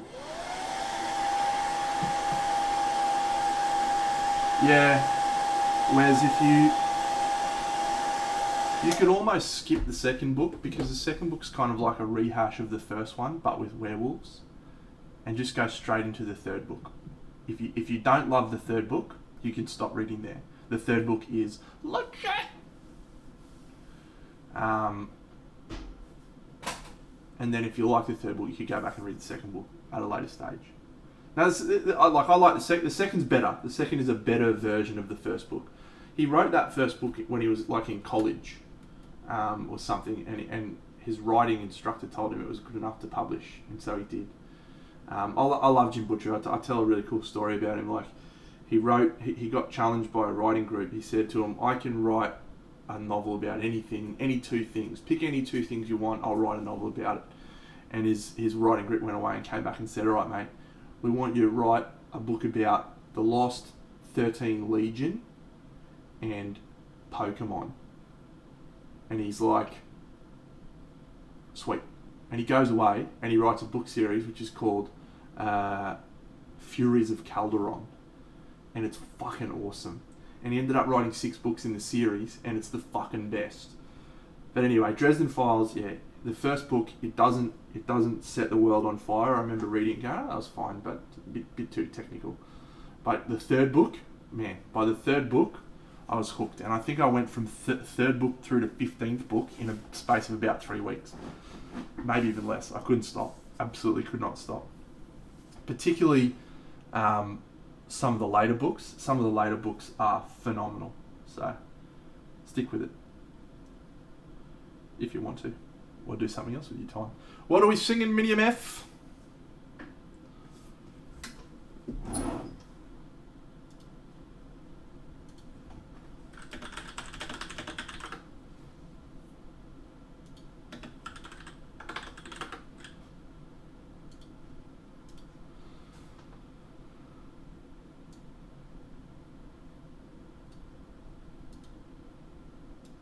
I'm not gonna. I don't think I could sing that one from Hercules.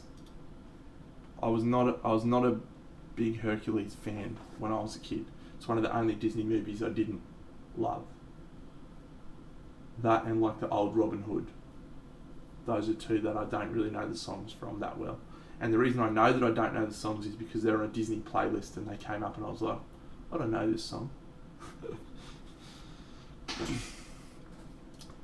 That one I can do. I do type pretty fast.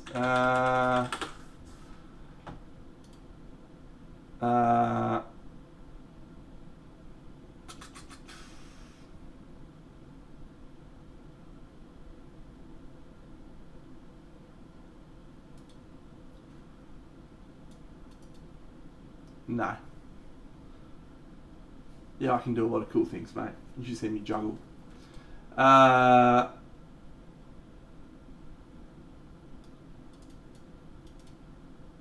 you know, I can only remember the chorus. When will my reflection show who I am inside? I don't remember much else of the rest. All right. Just because I've stooged you there, I'll do Buffy. Walk through the fire.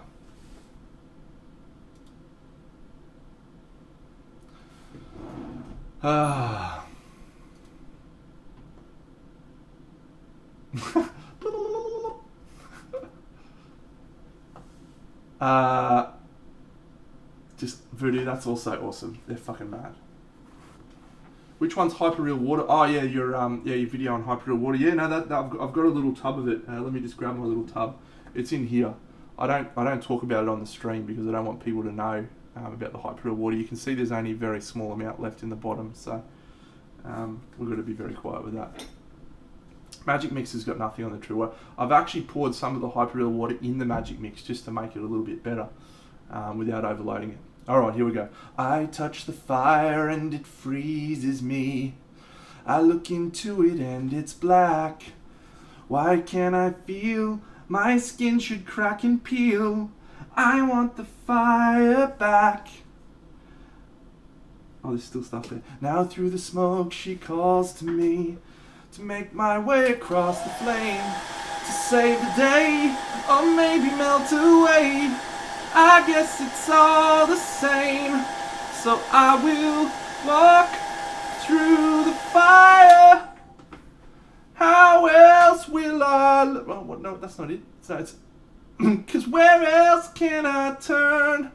I will walk through the fire and let it burn. Burninating the peasants. I probably should, hey, given this is a good angle of her. Good question, Paul.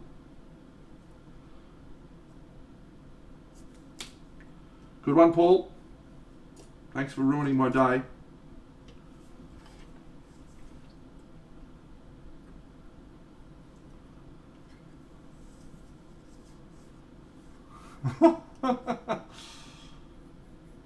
That is an awesome story.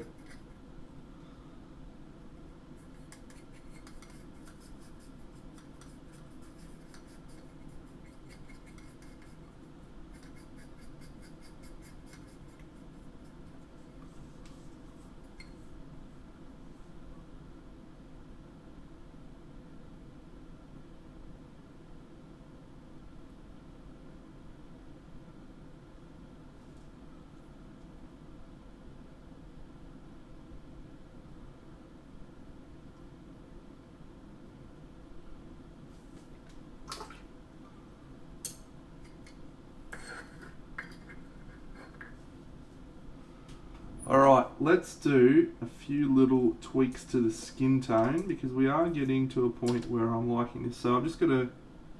I don't think we'll be finishing this tonight, friends. So, but we'll keep going with it anyway. because we've got to do all these little strappy bits. Maybe we'll do strappy bits actually. Let's do some strappy bits.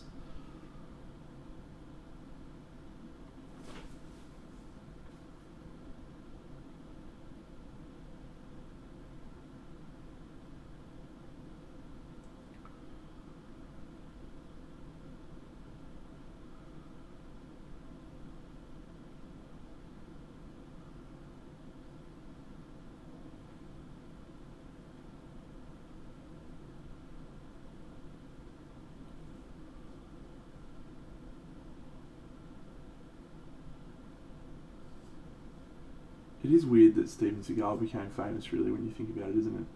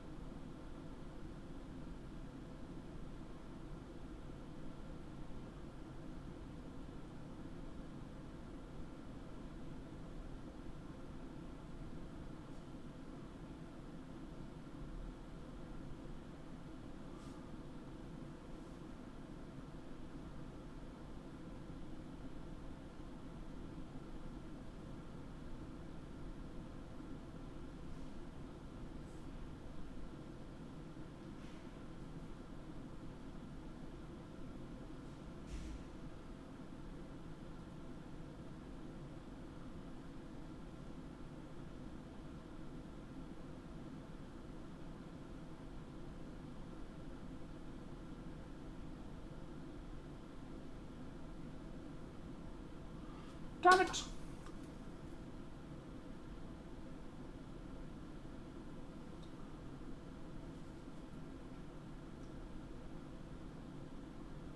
What do you reckon the go was with? Because like Arnie's obviously a guy. Why? You can tell why Arnie got turned into a movie star, because he's an absolute fucking behemoth, right? And he's got charisma. But do you reckon like movie execs or whatever back in that era were like, all right, the people are loving this Arnold Schwarzenegger character. Let's get ourselves another European chap with some, muscles and martial arts skills. Next minute, Jean-Claude Van Damme. Because Arnie was not a great actor when he first started. I think he's significantly better these days. But I don't think Jean-Claude Van Damme ever became a good actor. He's fucking mad, dog. But who decided he was going to be the dude? How good's Bloodsport? Oh! Bolo Leung, the big unit. Yeah, Dolph Lundgren, another great one.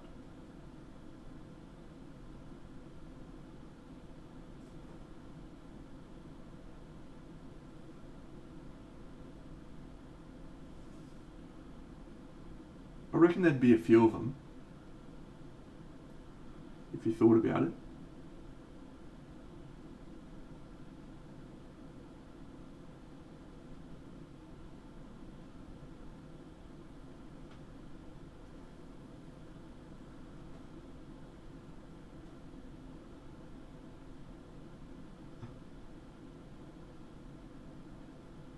I definitely did not see that. Although that does remind me of a show that I watched a few years ago called The Bee in Apartment 23, which had the dude from Dawson's Creek playing himself as like a caricature version of himself. It's fucking amazing. What's that guy's name again? James Van Der Beek. Fucking hell. He played a banger version of himself. It was so funny.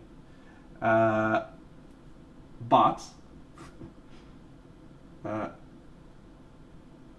there was a short that did the rounds a few years ago, which if you haven't seen was really cool. It was a Power Rangers short. Oh, there's Sylvester Stallone's another one as well. There was a Power Rangers short where they got actors and shot like a 5-minute short of a more really aggressive adult version of Power Rangers. And it's fucking so good. Has Katie Sackhoff in it. She plays Kimberly, the Pink Ranger. Yeah, it's fucking awesome. Actually, believe it or not, it's not that Tom Selleck tried out for Indiana. They offered it to him. Tom Selleck was locked in, and he changed his mind because he got offered the gig on Magnum PI.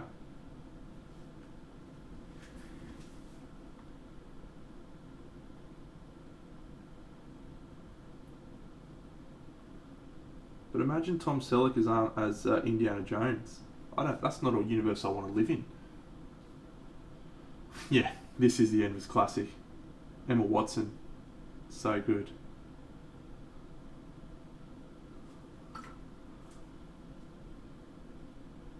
But yeah, if you haven't seen the Power Rangers short, it's really cool. Just Google, I don't know, Power Rangers Katie Sackhoff or something, James Van Der Beek. Fucking worthwhile. Yeah, Indy shot a dude with a sword, not because that was what the script called for, but because he'd hurt his back in filming, and that was all they could do. And they just ran with it. They were like, yep, that's cool.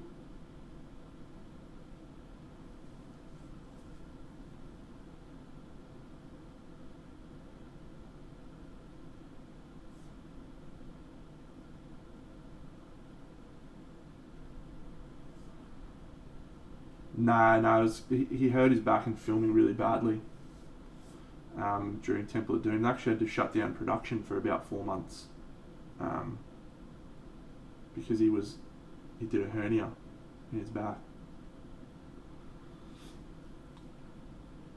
That may have been a result of the hernia or something, or potentially something he ate.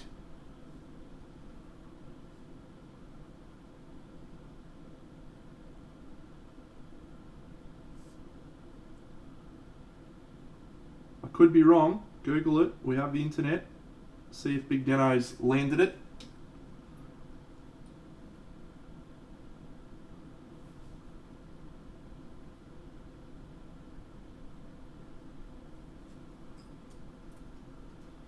Good one, Paul. It's only going to make sense if you like Power Rangers when you're a kid. Otherwise, it's just going to be like it's still pretty good.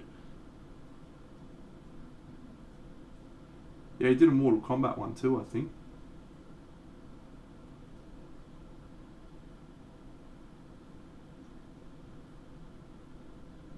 Oh. Arnold.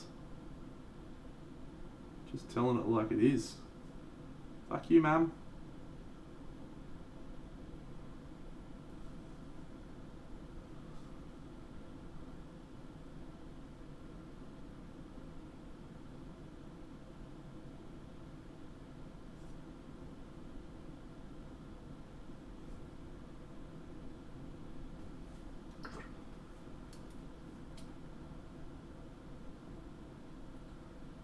Pulling out all the odd movie facts tonight, aren't we?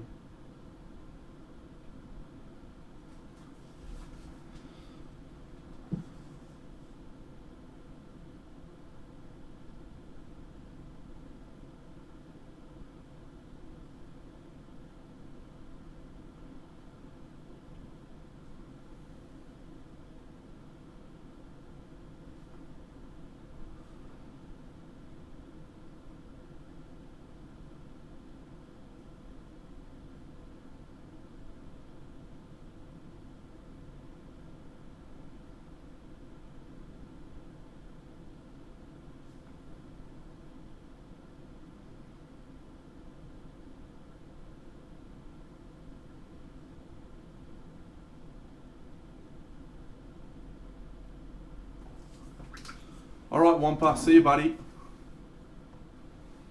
You're a champion. I'm just going to find out if I was right about that.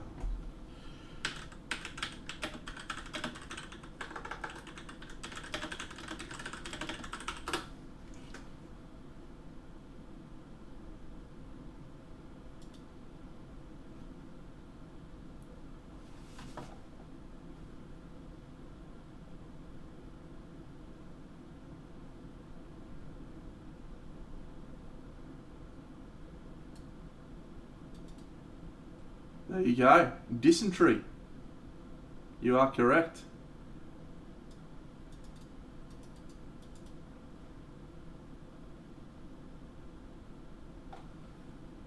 Cool. That's a good story. Snow on the Icewind Dale diorama was using this snow effects.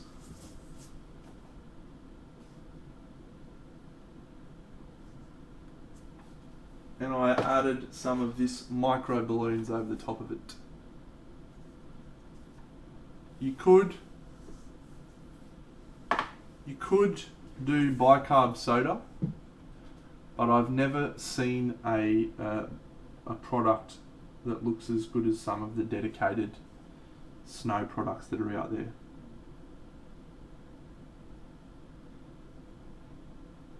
Like a ghetto version of it. I've never seen it come out anywhere near as good as the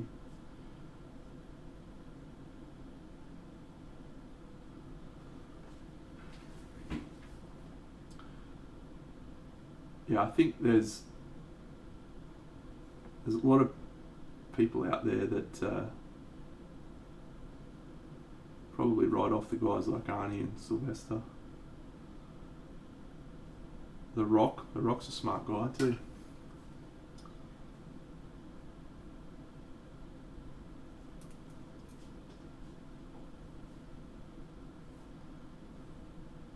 Well, relatively.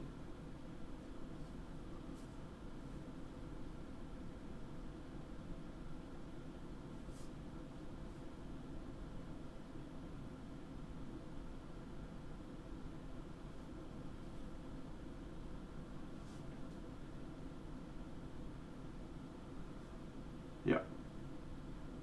So I'll tell you a story about the Rock that probably none of the people from any other country will know, but he's obviously from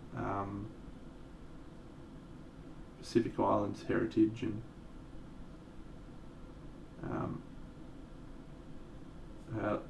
is familiar with like rugby league, one of the sports that we play over here, and he was being interviewed on a TV show called The Footy Show here in Australia, and whenever they do like interviews with TV shows and stuff, there's always producers and people basically telling the Rock what to do and all this sort of stuff. And the guy who was on interviewing him, he's a bit of a character. His name's Bo Ryan, and you can probably look this clip up on YouTube if you're interested in watching it. And Bo was really close friends with this guy who had a really bad injury during a rugby league game. He got tackled, popped on his neck, and was paralysed from the neck down and wasn't even going to walk again. Happened about 2, 3, however long, 6 months before.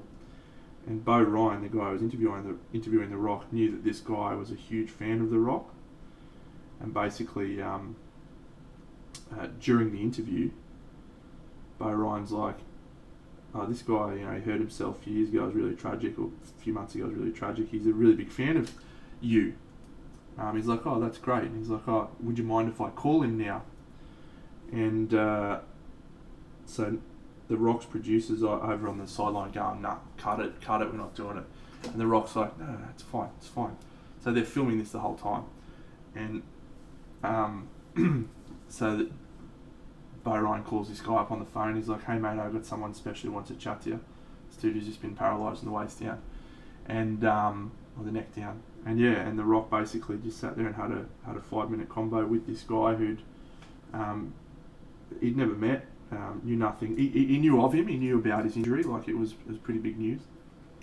And just had a genuine conversation, and said to him, mate, just keep working hard, be proud of what you've achieved, and keep working hard. You'll get there and walk again. And just was like really crazy kind to a person he'd never met. I just thought that was awesome, and just showed the character of the Rock. He's obviously worth a fair bit of cash these days, and what have you. But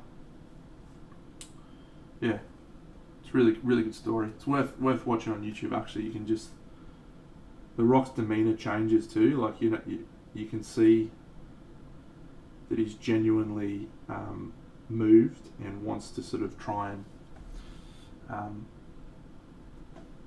do what he can for this guy, and it's not just put on for the cameras or anything like that. It's really nice. Remember that, Lopez?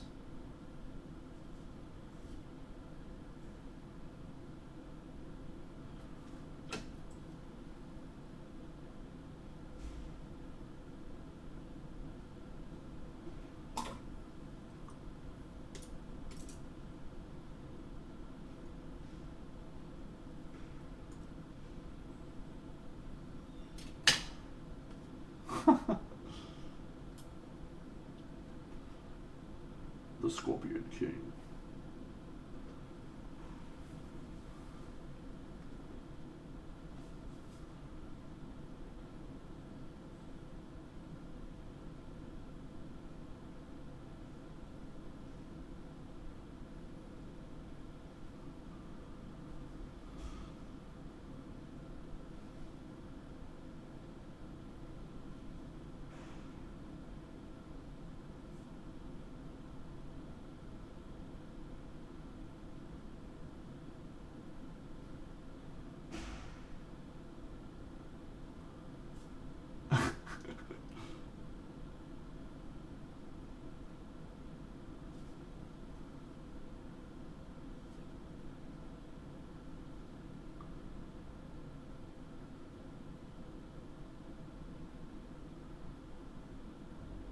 I am not ashamed to admit that I was right into wrestling when I was in my teens. Love The Rock.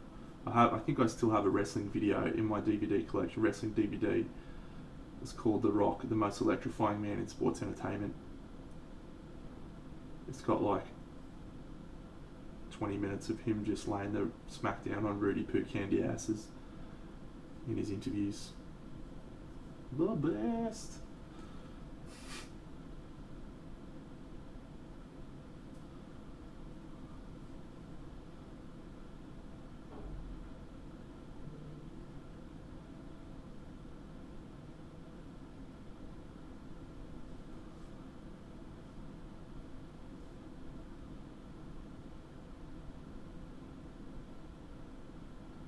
I don't watch much wrestling these days. Every now and then, watch a little bit, but it's obviously made up in terms of like what happens. But I think if you can put aside that fact and look at the physicality of being able to do what they do, it's fucking impressive.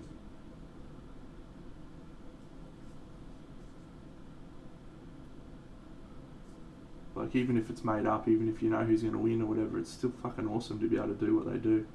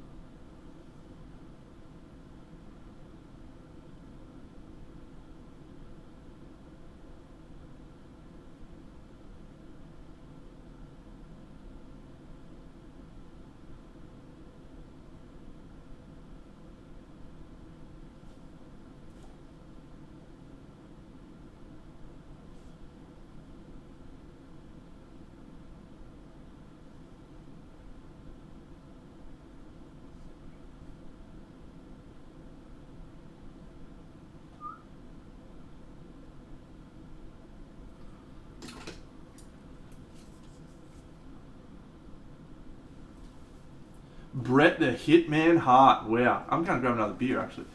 That's a throwback.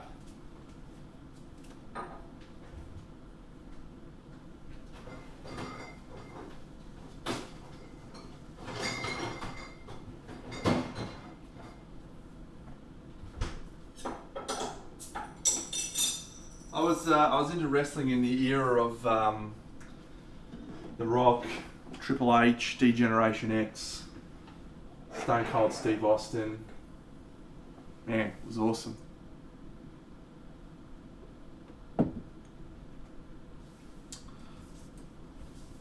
Crazy. Oh, thanks, Nightbot.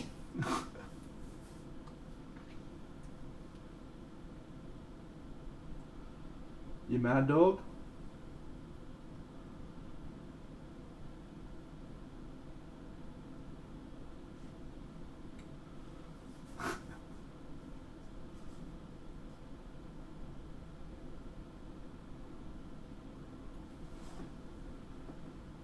Good save.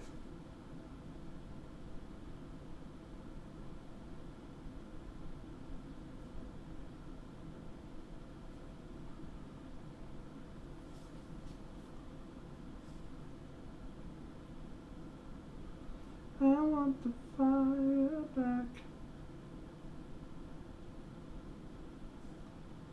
We've had some good songs tonight.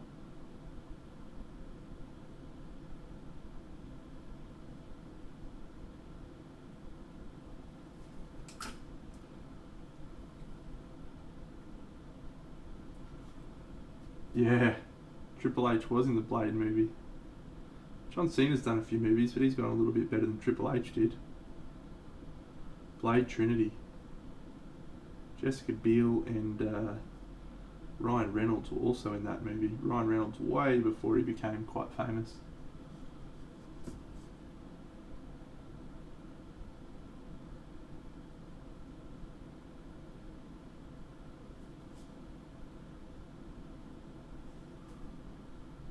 Yeah.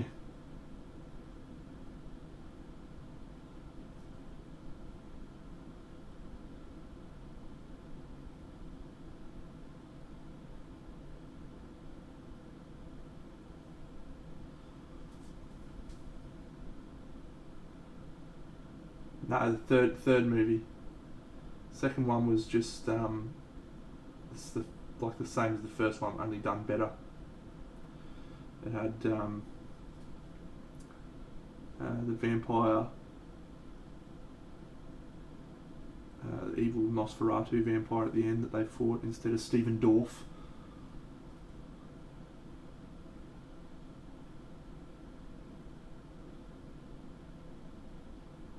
I don't think he's in Suicide Squad.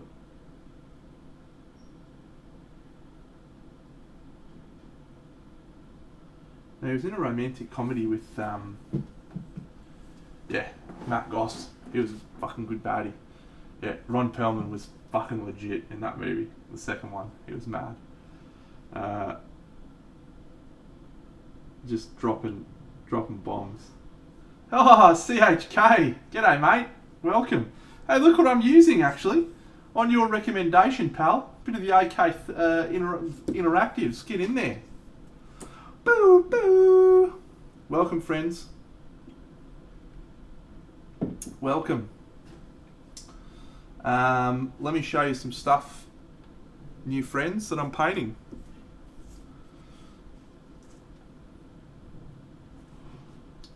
This is my wood elves that I finished the other week.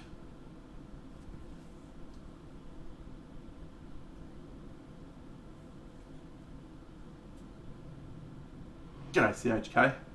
How are you, Tony, my friend? Nearly dropped my dudes then. This is Lady of the Lake we're working on. I'm just seeing if I've got anything else that I can show off. Joe Skynet, g'day, mate. I finished this in the for the Kickstarter that's almost finished, actually. Wonder where it's off. Wonder where it's at. Very close to finished, I think. How was your stream, mate? Yeah, I'm enjoying the AK colours so far. Let's just do a quick shout out for CHK, everyone, because he is a superstar. And follow him on Instagram too. I love looking at his Instagram. He did some high elf. What are those guys called now? Lumineth Realm Lords recently. And they look awesome. Yeah, it's still early days on these paints, CHK, but I'll give them a try and give them a working over.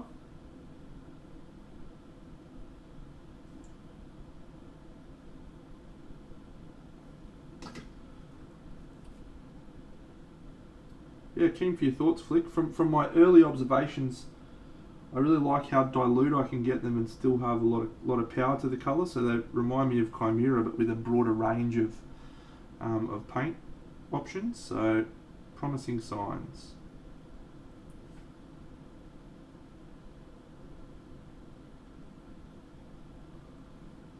Yeah, Lady of the Lake. She's very, very small.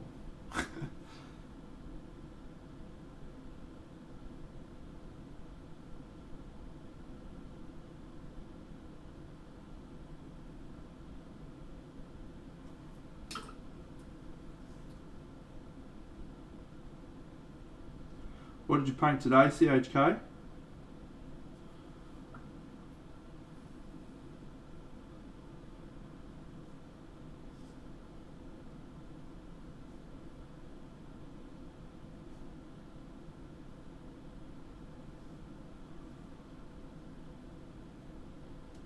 Space Marines.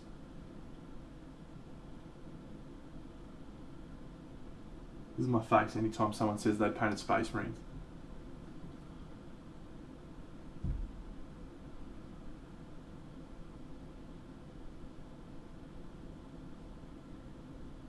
I should paint a Space Marine one of these days. New friends, we've got a survey.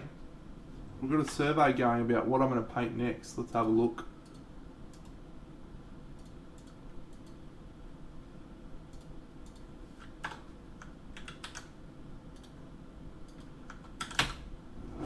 You can decide what model I'm going to paint next on stream. Join me. Help me. Thanks, Pep Aramont.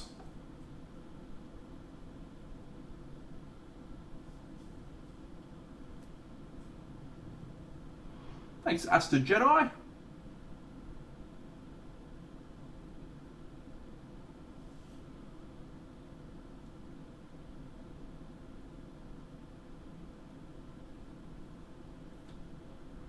Oh, g'day Miniatures Vault. How are you, mate? Thank you for the very cool article you wrote about my Wind Rider. Very cool.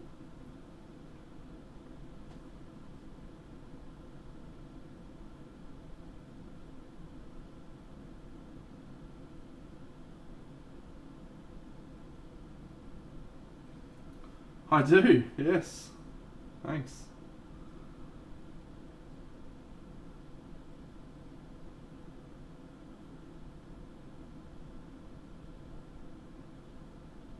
You know, it's always interesting which of my models people like and which of them people don't like. Like, I can never pick. It's very rare for my models for me to go, yep, I think people are going to love this one. Because the last couple of times I've been like, oh yeah, this is going to be awesome. Everyone's going to think this is mad. It's just been shit house. People have been like, nope, I hate it.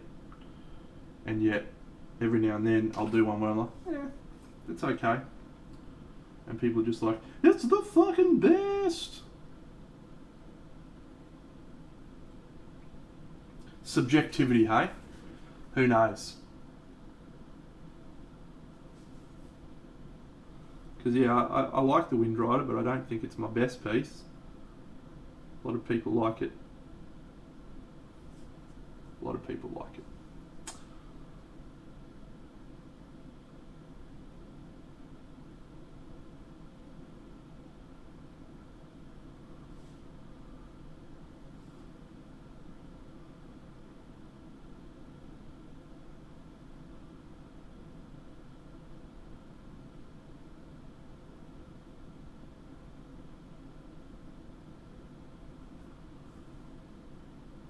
Yeah, I like Cheap Rider. That one was one of my favourite ones I've done recently, and yeah, people seem to enjoy that, but not as much as I liked it. I thought it was one of my best models I've painted recently. It's currently still a silver on putty and paint. Which is fine.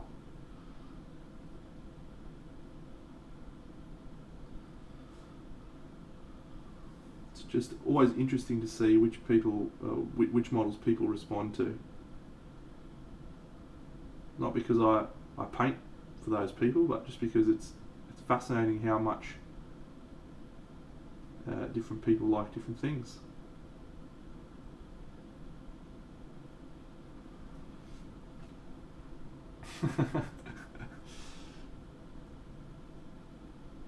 Ooh, alright.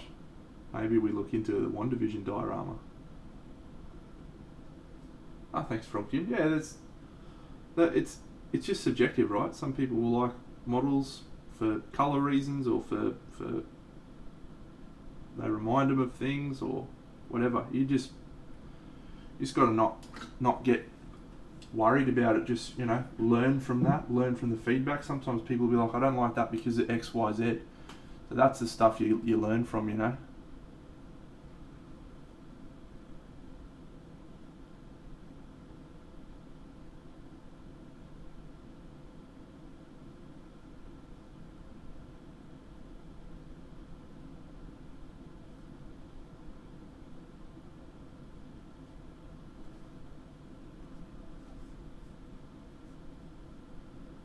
Alright, I will allow you to do a One Division diorama, and by allow you I mean I will give you 6 months to complete it.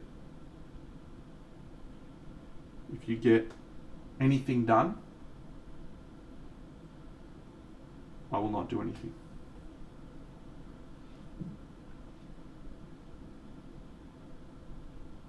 If you fail to do something, then I shall take over the idea.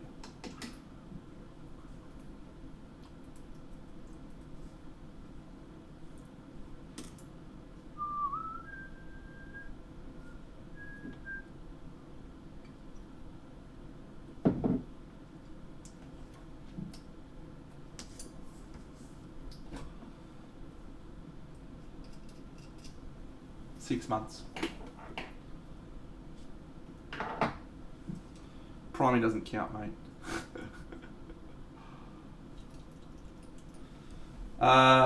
It is this Daphne.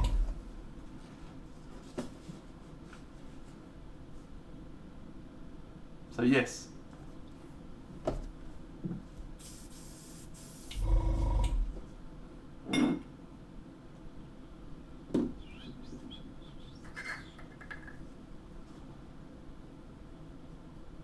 I like that you are invested enough to Google them. Oh, g'day, Space Toy.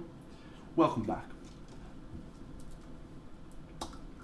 No, the challenge we'll be doing with her is we're just going to use all AK paints. That'll be what I'm going to do for that. All AK.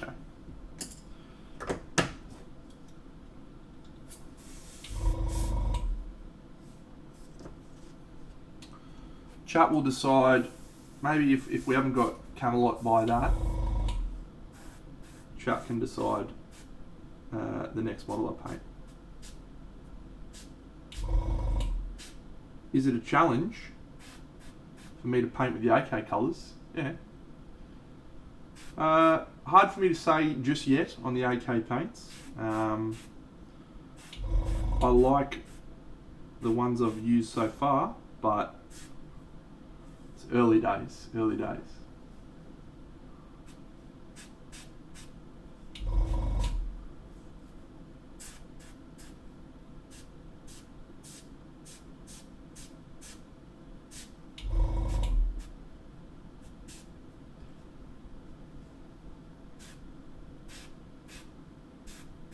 I am all about Vallejo model colour. They're just like the workhorse, middle of the road, good at everything. Sweet. Good range, good options. There we go.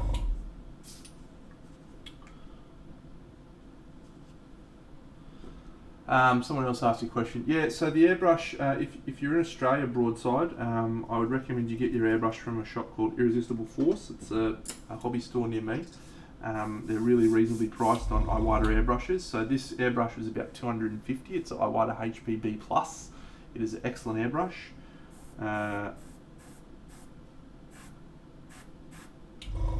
So, yeah.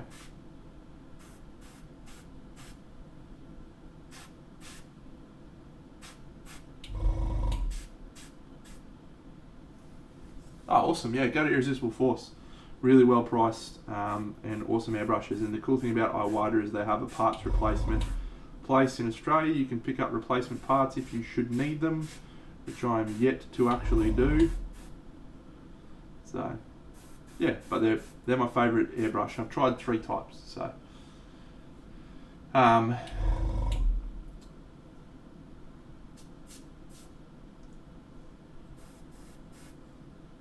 You probably could buy it for cheaper than I have, but I like supporting my local.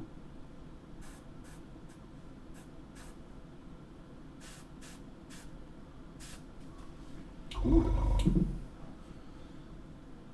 Yeah, that's it. Bogan home, indeed.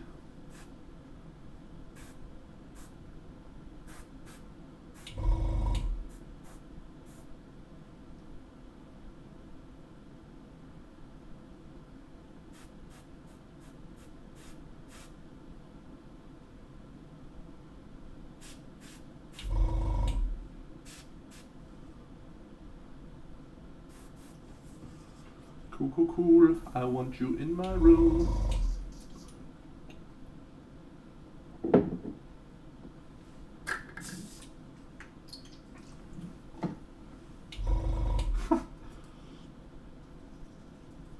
I'll do that if you supply the army painted paints. If I had to do that out of my own collection, it would be a bit of strong tone, followed by a bit of whatever the light tone is called. I can't remember. Sepia tone or something? Or is it called light tone? I don't remember.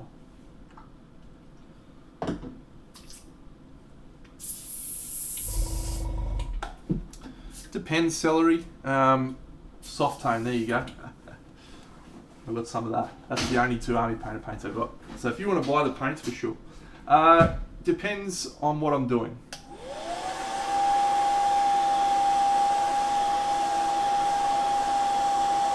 I usually highlight with a light purple.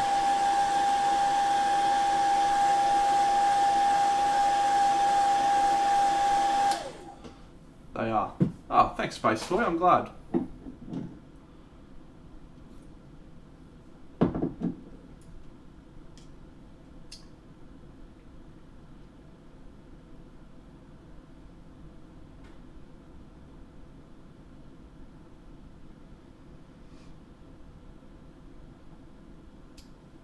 If you're keen on investing in an airbrush broadside, definitely Iwata is the one I recommend. There's a lot of airbrush manufacturers out there, right? So you probably can't go too far wrong sticking with one of the major named brands. But yeah, for me, Iwata, very good, very consistent. But yeah, you can't go too far wrong with any of the really good quality ones.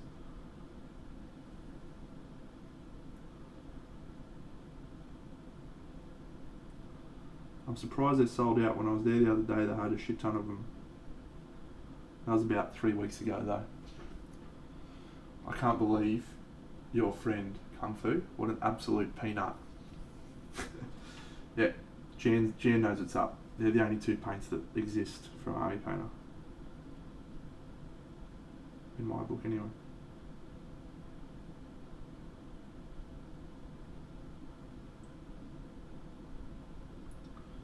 I don't remember who was talking about the paint separating on the palette, AK paint separating on the palette. Whoever was like that, whoever said that, the Sahara Yellow did that really badly, but I mixed it a lot more, like really firmly mixed it, and it looks like it's done it a lot less on the second one. So maybe give it a really red hot shake before you put it on the wet palette.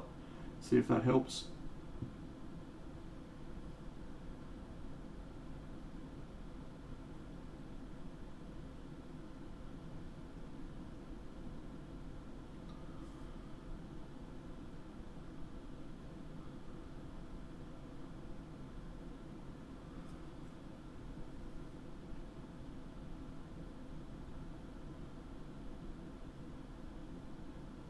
yeah, if I were to said, hey mate, we want to send you some brushes to promote our brand, I would say, look guys, I definitely don't promote people's brands because they send me stuff, but I will happily take your airbrush and promote it because I love the product that you sell.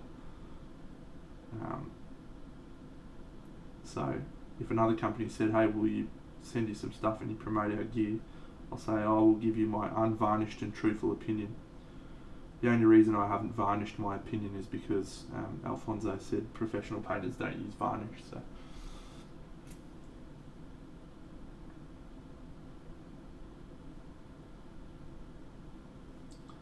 Alfonso Geraldez stayed at my house.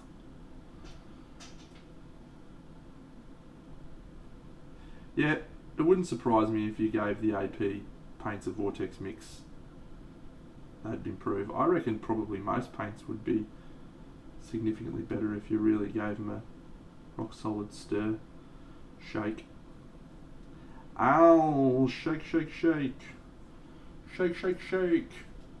Shake your boot. Hello guys, Marco here! Back for another painting video!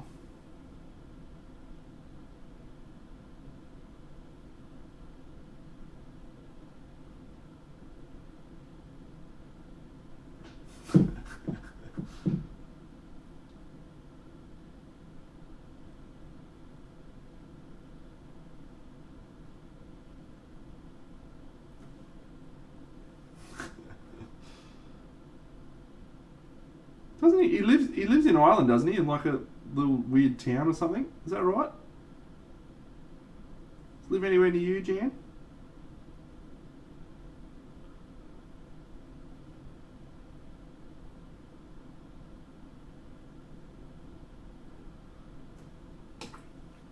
Oh, cool.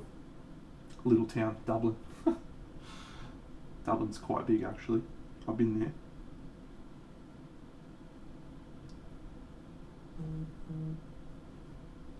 Had a ripping good time in Dublin.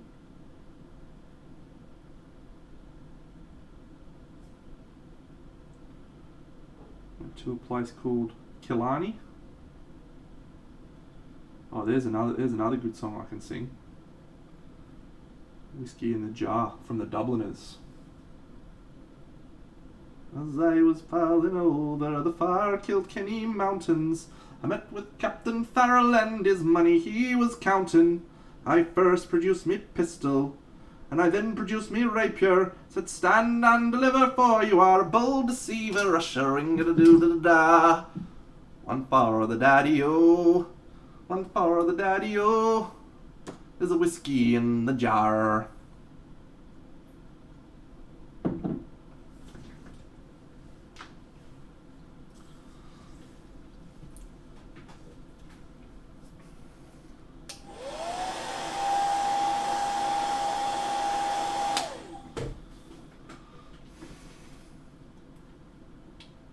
I went through a phase back when I was playing at my friend Potsy's house, War Machine, every Tuesday night, where we used to listen to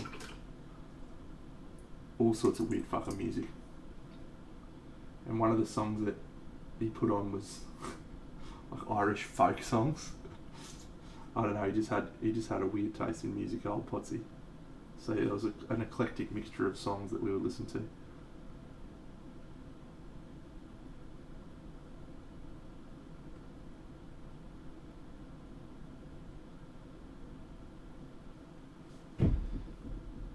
No, I actually didn't know the Metallica cover.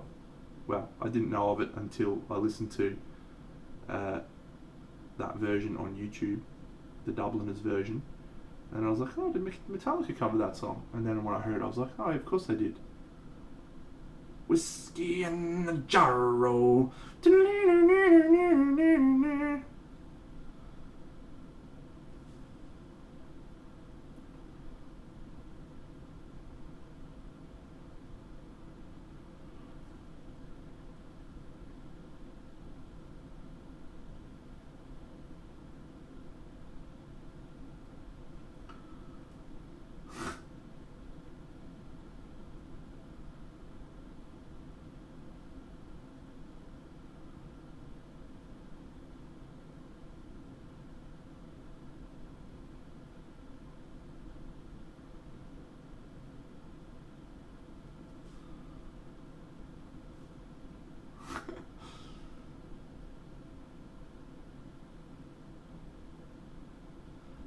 The there's a verse in that song where, because his Mrs. Jenny steals his money, and then he gets fucked up by the captain, Captain Farrell, and he's like, "What am I gonna do? I'm fucked."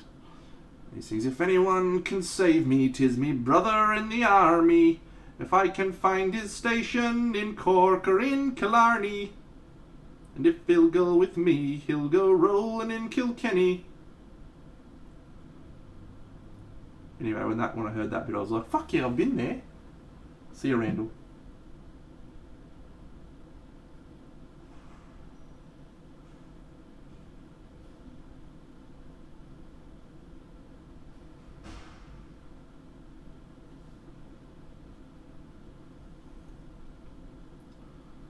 Rush ring a doo da da. One for the daddy-o. One for the daddy-o. There's a whiskey in the jar-o.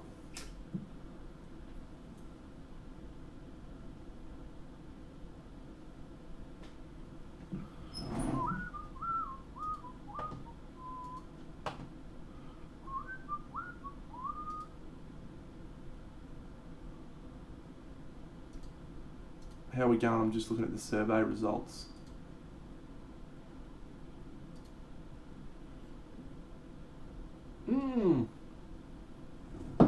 Looks like it's going to be Daphne, friends.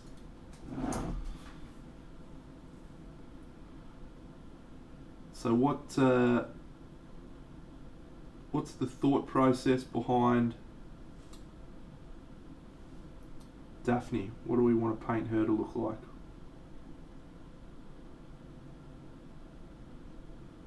What's her environment? How are we painting her?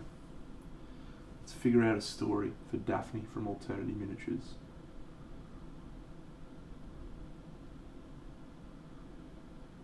Chat's been responsible for some of the best ideas in my painting recently, such as corpse paint on Angry Bird on the sheep.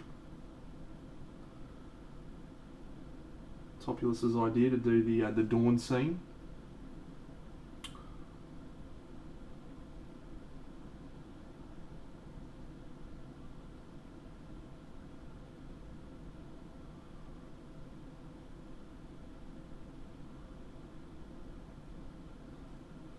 Oh, see you, Plank.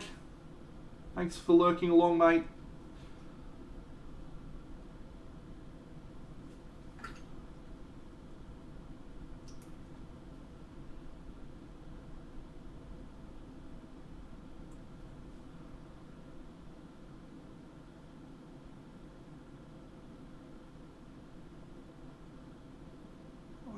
I can tell you there's two things that I definitely want to do. The first is I want to do non-metallic metal.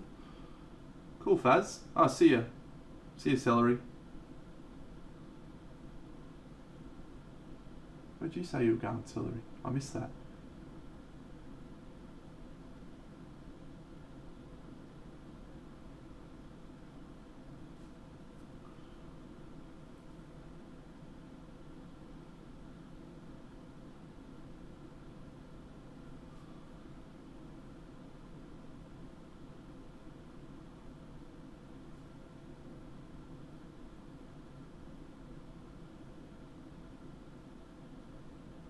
Awesome, mate.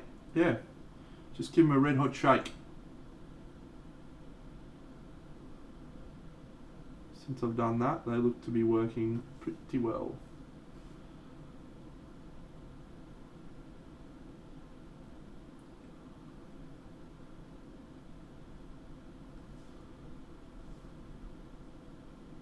Blurp.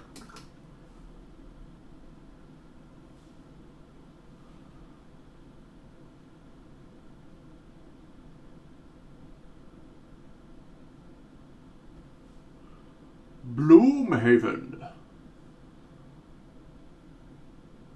The competitive flower growing game.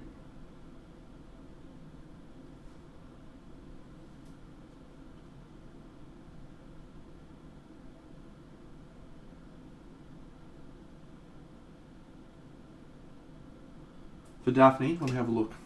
Sorry, mate. I don't mean to. Hey, Tui! Hey, buddy!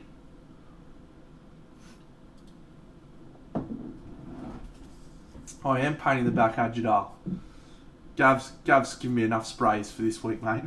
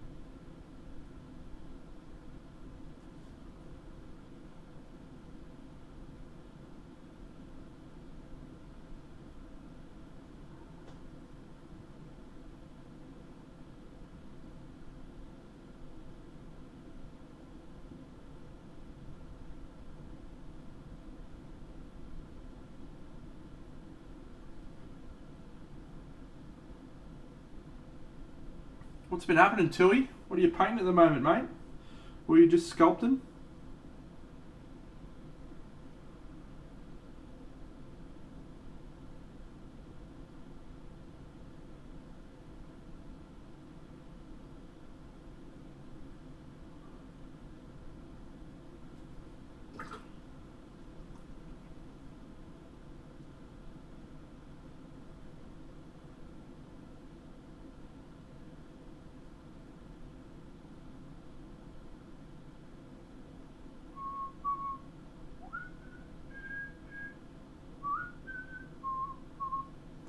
Nice. Oh, let me show you my wood elves, mate.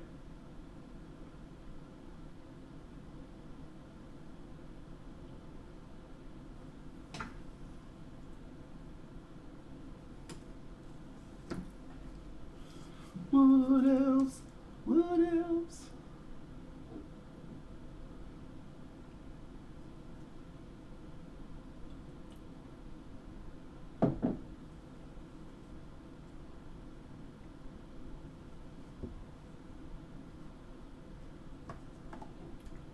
What an awesome fucking thing Underworlds is. You can paint 5 models and you're done.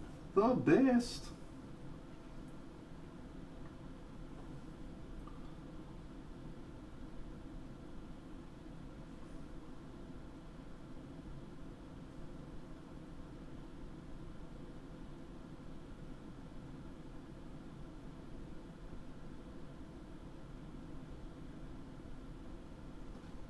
So at this stage, friends, it looks like we will continue painting this model. A couple of days Agidal. Painted them over the last few days. I did some of them on stream.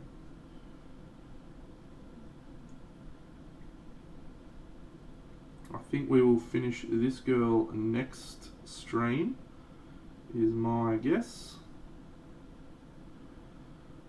And which will mean that Sunday morning stream will be when we'll start. G'day, Epictos08. Thank you. Will be when we'll start Daphne, which is good. Gives me a couple of days to prepare the model and think about a colour scheme. So far, Sharkwild's recommendation is the only one that we are looking at, and please save me from Sharkwild's bad ideas. I think it's pre-order Saturday, mate. Yeah, her thing is a separate piece.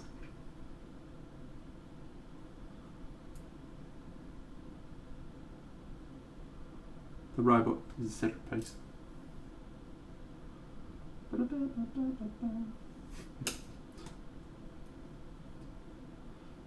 What do you got? You got the idea? I'm interested.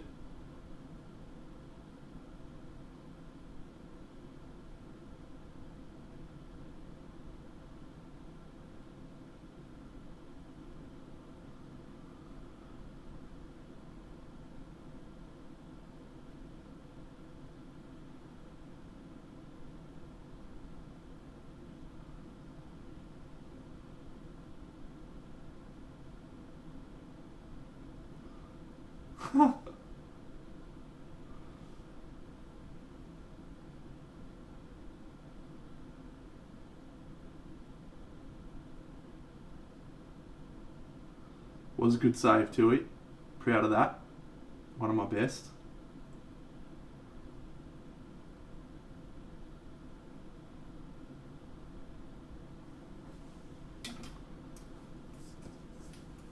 Practice. I'll happily practice, mate, but you're not giving me a lot of time there to sculpt it.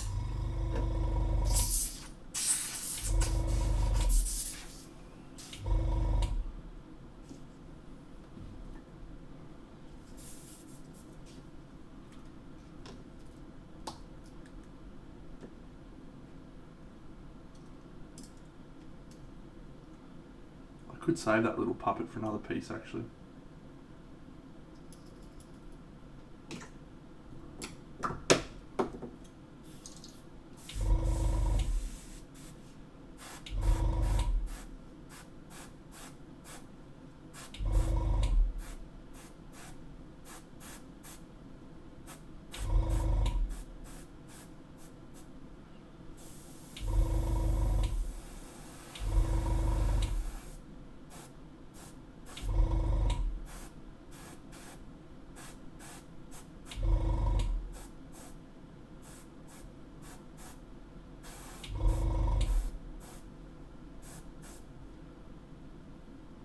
Daphne from Alternative Miniatures, Tui.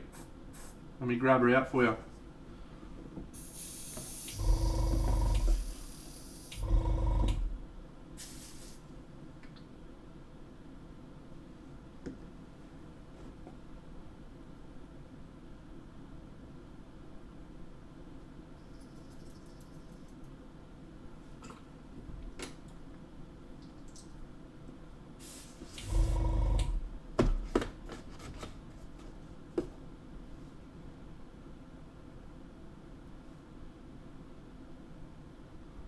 We might have a Hugo update. We might have a Hugo photo. Stand by.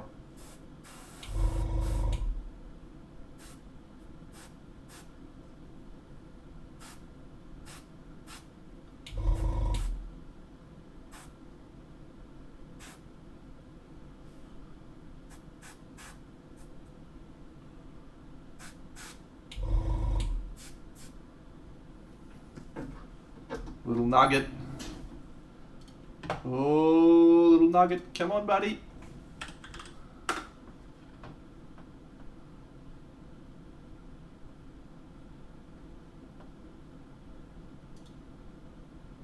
Oh, it's a video. Can't share a video. He's eating a stick.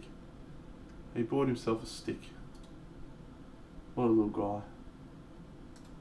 Here is another little picture of Hugo to tide you over since I...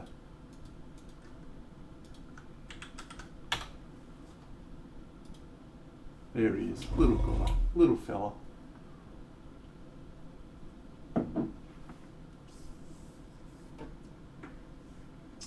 Alright, so to answer your question on Camelot, Ajadal, I have received shipping. It is on its way to me. And once I receive it, I will probably spend a few weeks building some bases for the models, assembling the models, so we won't start the painting of anything until I feel like I've got a good handle on everything being together. So we're probably still a few weeks away from any movement, but after I've got all that sorted, it's just going to be basically the only thing I work on for the next month or two. So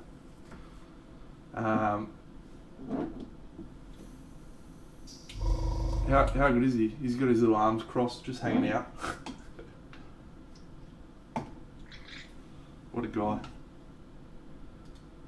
On your Hugo. What a legend.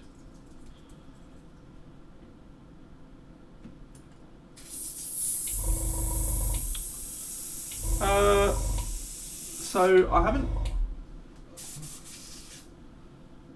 Yeah, that's what I think, mate. 3 months is my timeline for the project.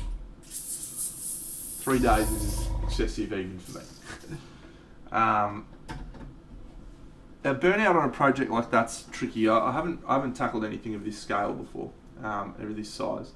So the way I'm going to combat it is by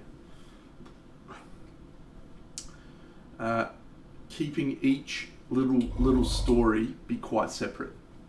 So I've talked about it before. I won't go into it in detail again, but the color palette of each of the different scenes is going to be different, and so there'll be different different stories that I'm working on. So I found when I was working on the elements piece that I did hit a point where I was like, I'm just fucking done with this model. I don't want to paint this anymore. And it was really close to the end, probably about a week before it was finished, which is 3 or 4 days of painting. But I did something that made me pretty excited about continuing. So I think my approach is just going to be focus on a scene at a time, and just work through that scene. And I think I'll be able to get through that just like I did with Camelot or the Icewind Dale. Icewind Dale was 6 models or whatever. This is just going to be 3 or 4. I think the maximum scene I've got is 3 actually. The scenes are Sir Kay and Galahad riding out from a castle wall, Arthur, Mordred and Percival underground in a tomb, Lady of the Lake and Uther standing over a lake, Merlin and the Green Knight and Morgana on a green, and Lancelot and Guinevere on top of a hill. So there's two models or 3 models. So each one will just be a little story. So I'm just going to basically work on stories at a time. Parchment paper for sure, mate.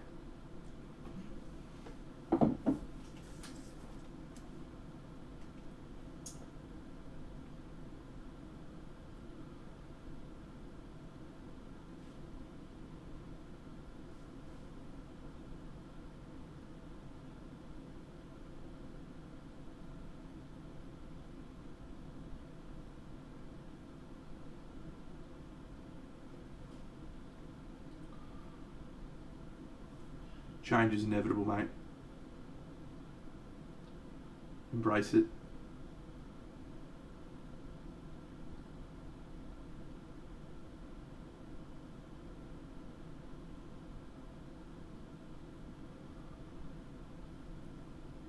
Thanks, Paul.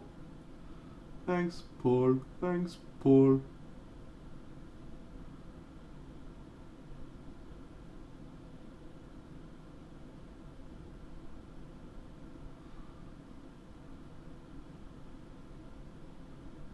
I was actually going to do this bit in gold trim as well, but I don't think I am now. I think I'm going to leave that in a dark colour.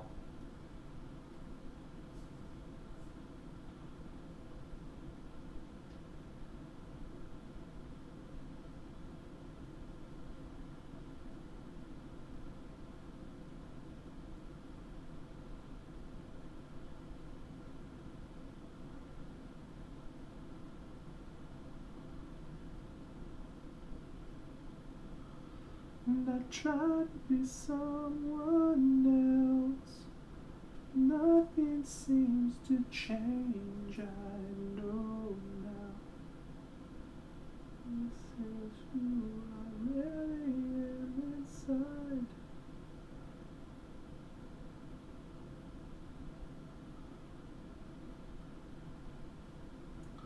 Someone hated my singing and wanted me to stop singing and was willing to pay points to stop me singing. Who was that? Is that you, Sharkwald?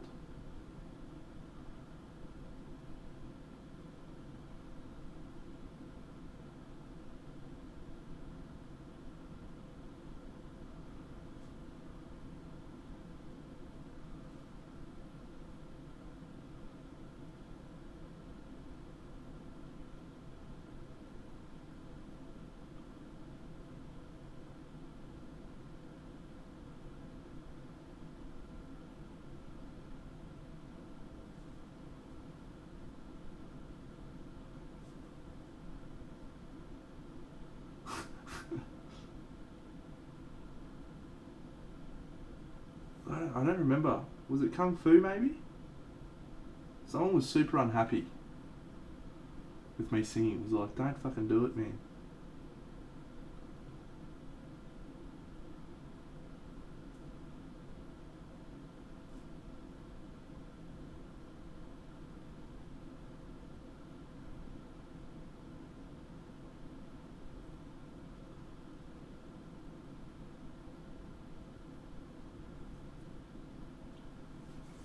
Fucking wasn't Jan. What do you got for me, Jan?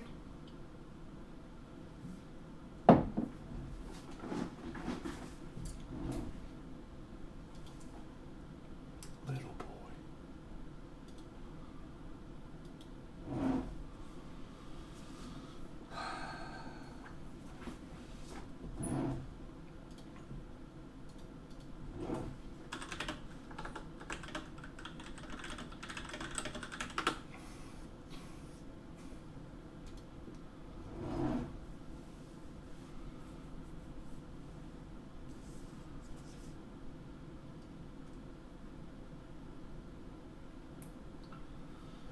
Guess who just got back today? Wild Out boys that been away. Haven't changed, had much to say, but man, I still think them cats are crazy. I fucking hate this song. The boys are back in town, boys are back in town. The boys are back in town, the boys.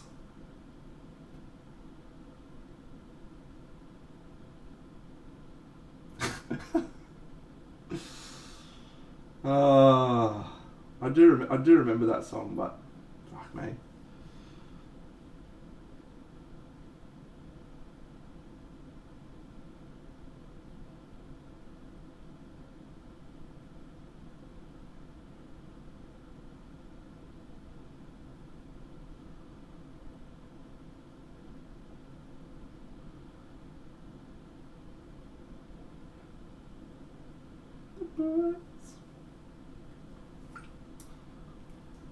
That's true.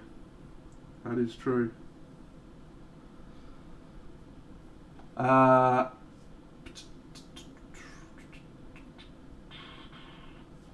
colour do we reckon for this little crown thing? Should we do the same gold? Sort of leaning towards silver, actually.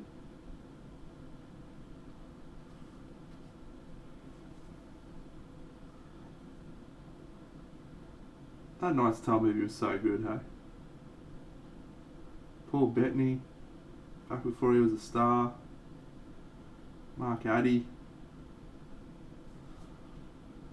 Shannon Sossaman. She turned out to be a big star.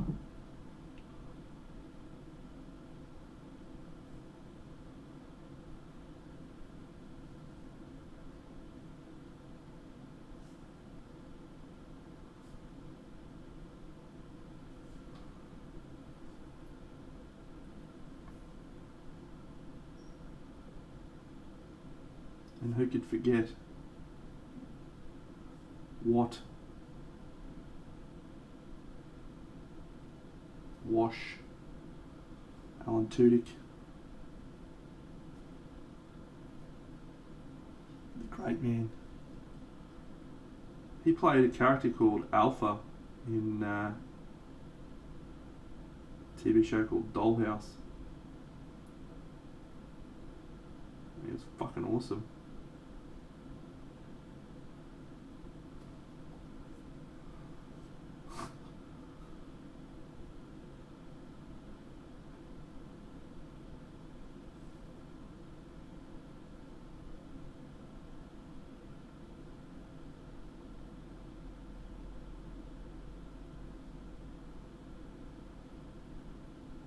Just looking at this model, right, looking at the size of it, I am so fucking impressed with the box art version from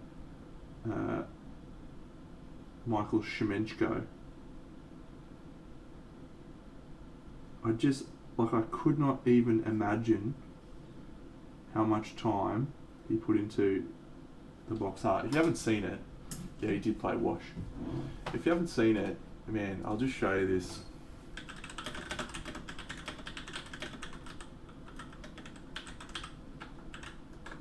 It's not Land Studio, it's another guy who does a similar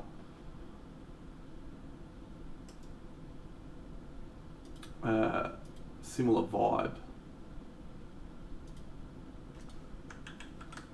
Just appreciate this majesty. You guys are seeing this model in my hand. Like, I do not even know how he's done that.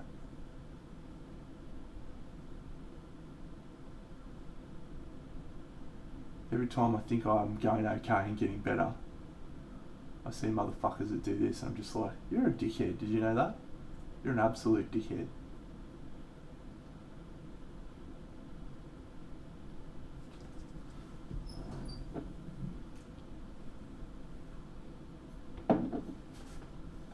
His version of the Wolf Rider won a platinum at Scale Model Challenge. He's very good. I don't really think he's a dickhead. I love him to bits.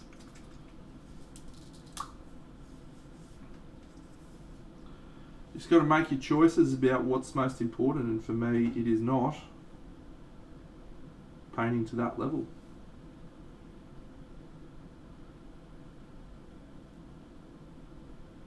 Maybe one day I'll sit down and try and do a piece like that. Maybe. Maybe not.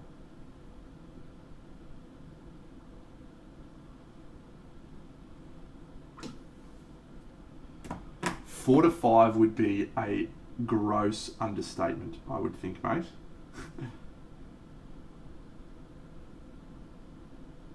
Like if there's not like 200 hours in that model, I'd be surprised. And that is 20 times the amount of time I spend on my model.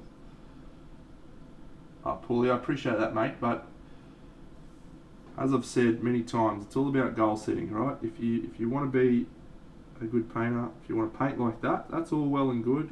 I encourage you to try and learn and do that, absolutely. But just recognise the fact that you've got to be willing to sacrifice the time and the effort into painting like that. And I'm not willing to sacrifice that. And so I am okay with being a shit dog compared to those guys, because I have a lot of fun when I paint my toy soldiers, and that is all that matters. Let's get out a skin and leather colour.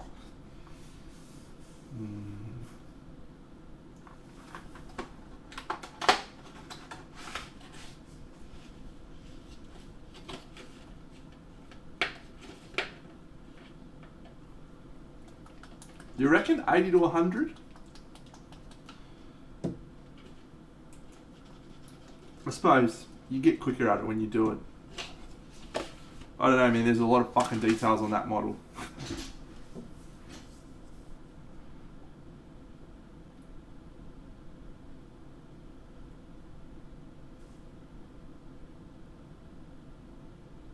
think I'm gonna need to redo those eyes again.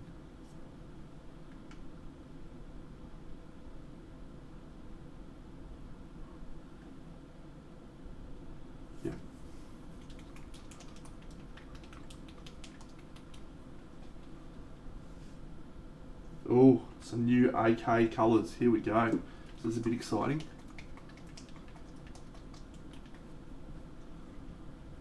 Some reddy oranges. Oh, this is a great substitute for the red leather.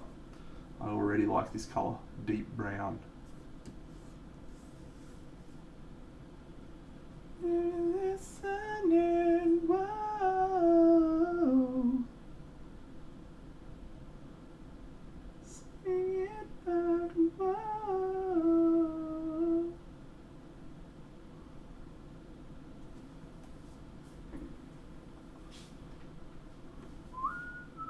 Oh, Miss Jana, g'day. Didn't see you there. Distracted in my own little world painting toy soldiers. I think I'm actually supposed to be finished like an hour ago, friends. I've been streaming for 3 hours and 12 minutes. But I'm just going to keep painting at the moment because it's fun. Yeah. Yep.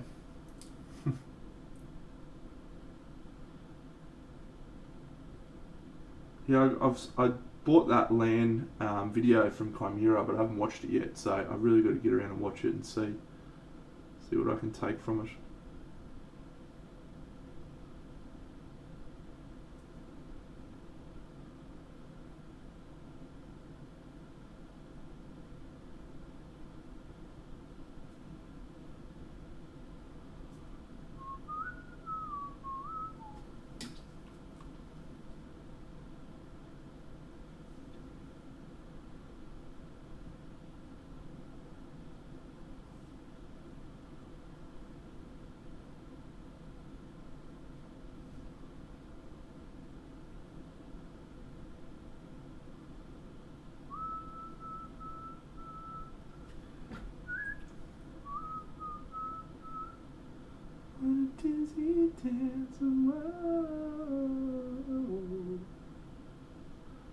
Miss Janie. You missed some great songs today.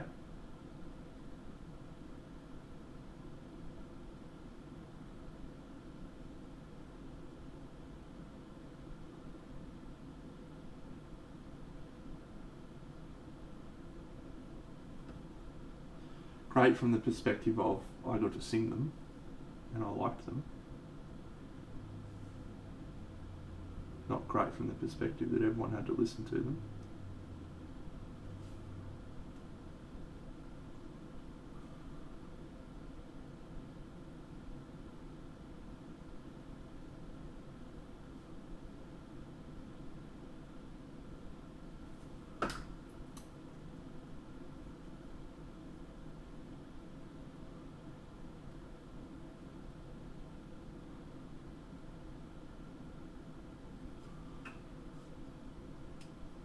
Ah, yeah, the skirt came out okay. We'll see. We'll see how we go with the Daphne piece.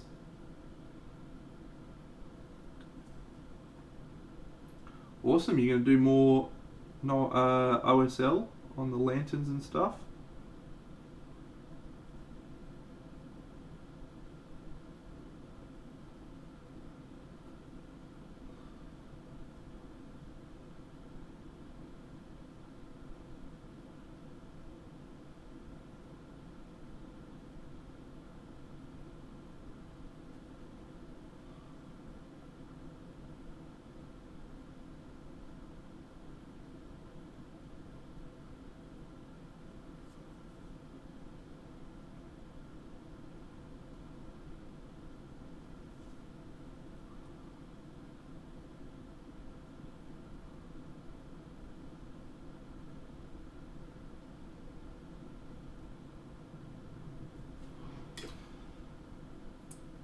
G'day, Guillermo Munoz.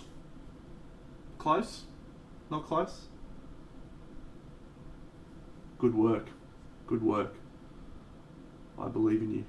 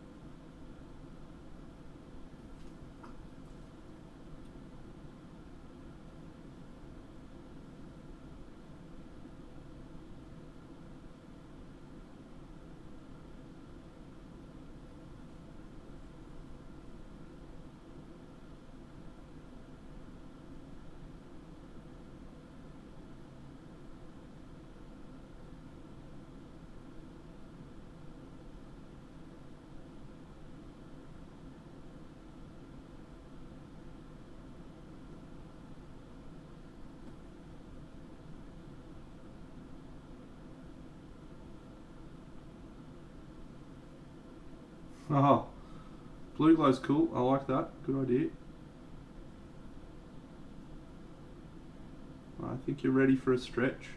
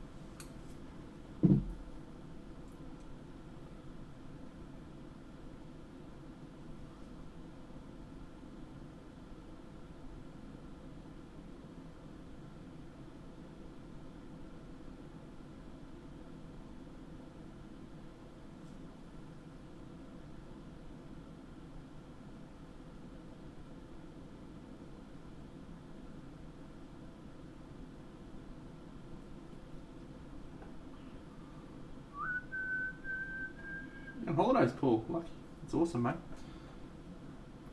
Seen some pictures of the Hellboy models champion.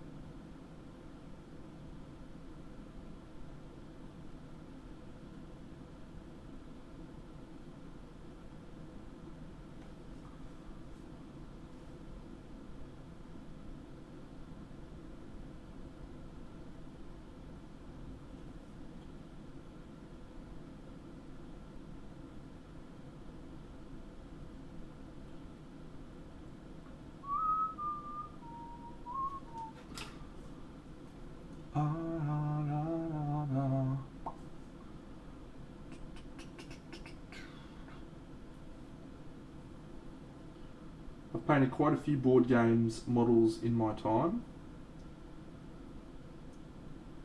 and the quality recently is astronomical. I reckon you could almost do display level painting on a lot of the board games models that I've painted. I'm excited for Ankh. I've got Ankh from Cool Mini Not coming soon, because I reckon those will be an innovation again.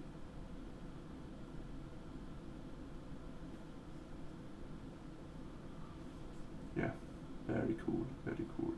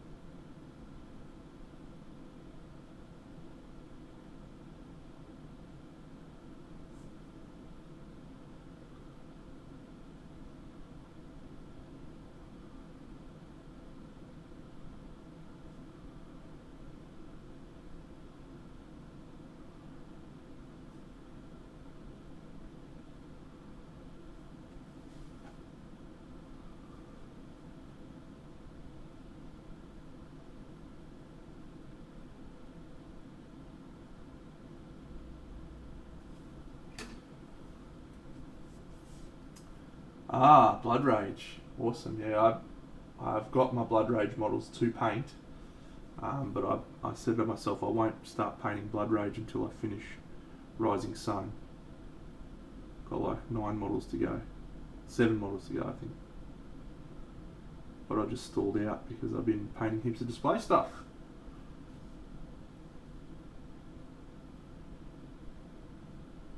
Because I paint whatever the fuck I want. What?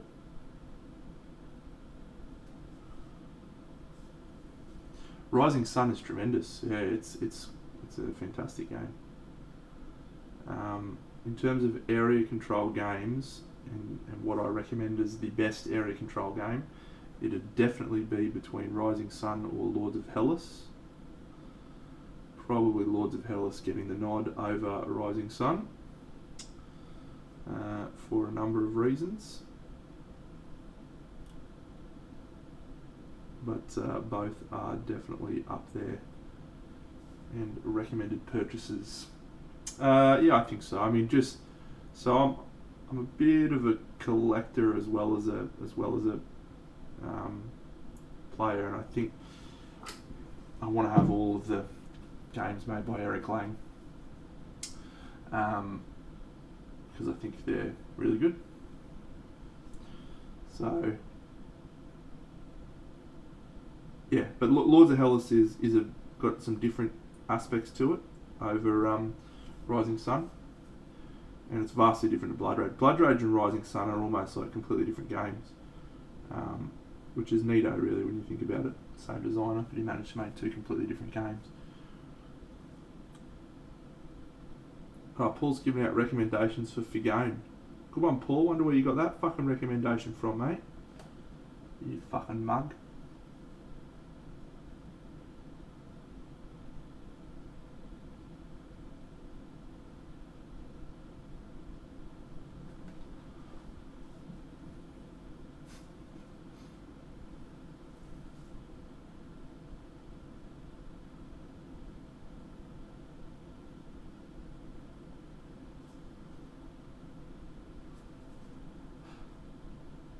Oh, good one.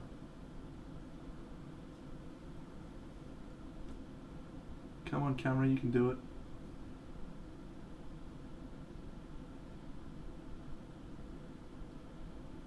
Yeah, if you order from Figone, it's got to be for stuff that you're not excited about getting soon. And do you want to know the worst bit, Paul? Like, it's gotten better. Like, here's the thing. Back when I used to buy from Figone 5 years ago, it just used to be Jeremy and his bicycle. He used to have to ride his bicycle to the shoppos to drop off all of the packages.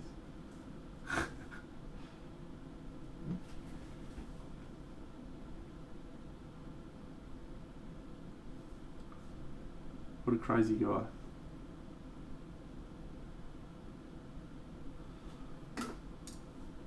Yeah, well, I think he's always lived out there. But yeah, just recently he got someone to help him with his shipping and stuff. But he did a development at his house.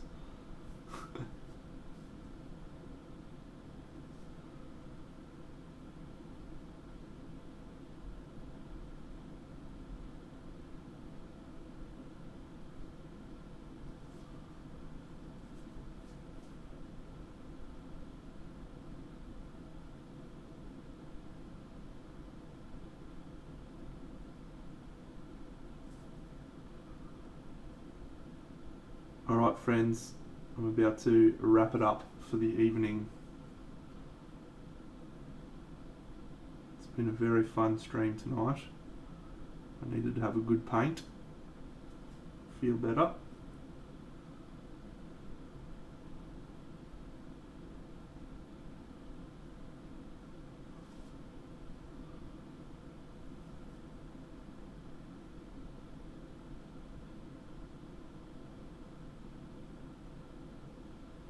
And I hope you all do as well.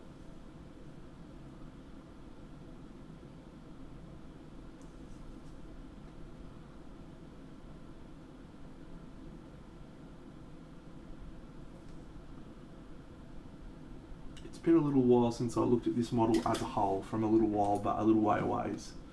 Now that we're starting to get a little bit more painted, I think the sword looks good. I like the green hair colour. I like the green and purple. There's a few elements of the translucency that I'm not happy with. Maybe I'll consider going in and doing some just some folds, a little bit more work on the folds, just to really look like the fabric over the top, because that's working for me, but it doesn't quite look like fabric. So just a few little, those sorts of lines might help just reiterate that is actually cloth. And yeah, so next stream, all we're going to do is finish off this little wrappy doobie and the crown, and then do some tweaks, and then we will call her a day, which is great. I do want to just do a little bit of this.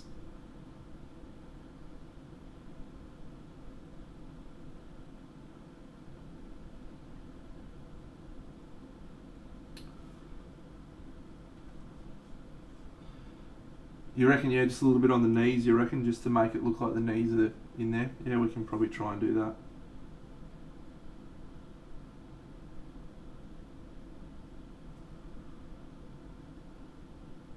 Use the operative word there being try. No, I'm probably not gonna do a resin. I'm probably just gonna use, let me think. I'll grab the base out.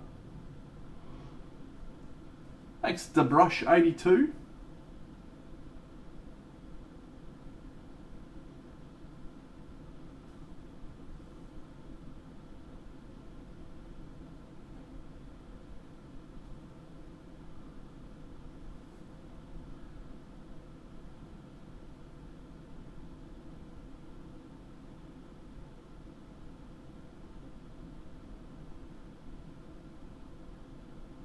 And I think I need to fix the eyes, actually.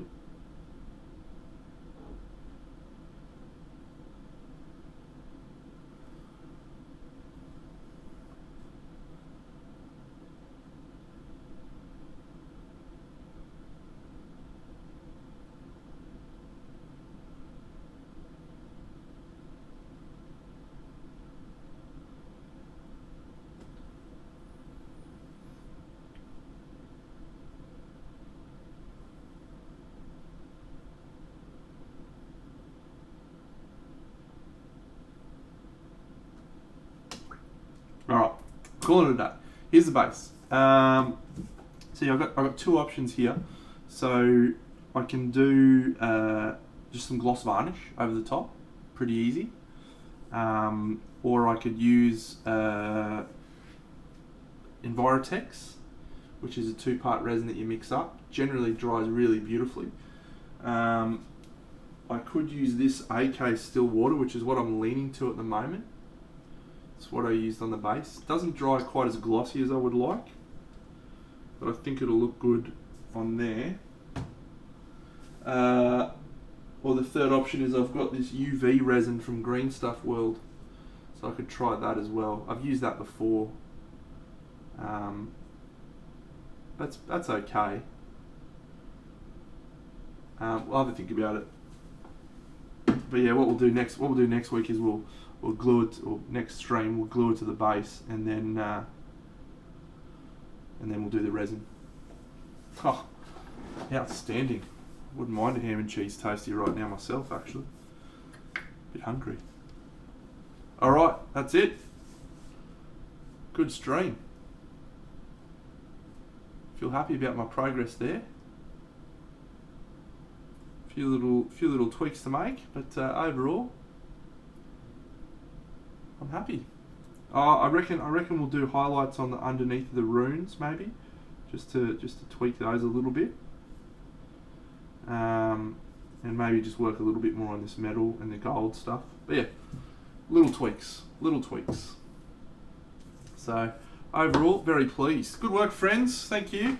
Let's find ourselves a raid partner that we can raid.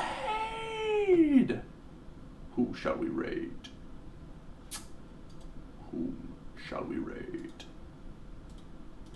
As always, taking suggestions.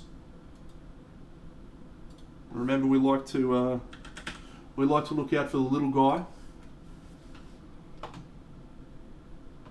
Mini Den's got 175. He's okay. He's going okay. There's a dude called the Ginge, Warhammer Wednesday.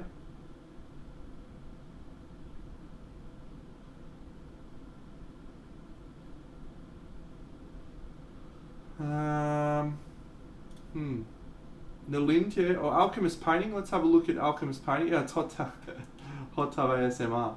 Thanks, Minivolt. See you, buddy. Thanks, Voodoo. You're a champion. Thanks, Sharkwild, Paul, Miss Jana, Frog Jim, Gallo Fire, all the crew, Miss Jana. Alchemist Painting. Let's go find him. Where's he?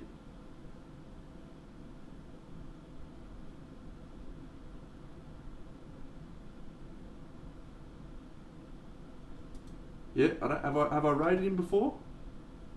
I haven't. You need to have a look for a space round. Alchemist Painting is our guy. I will get on that. Let's trundle over to Alchemist Painting, friends. You're all legends.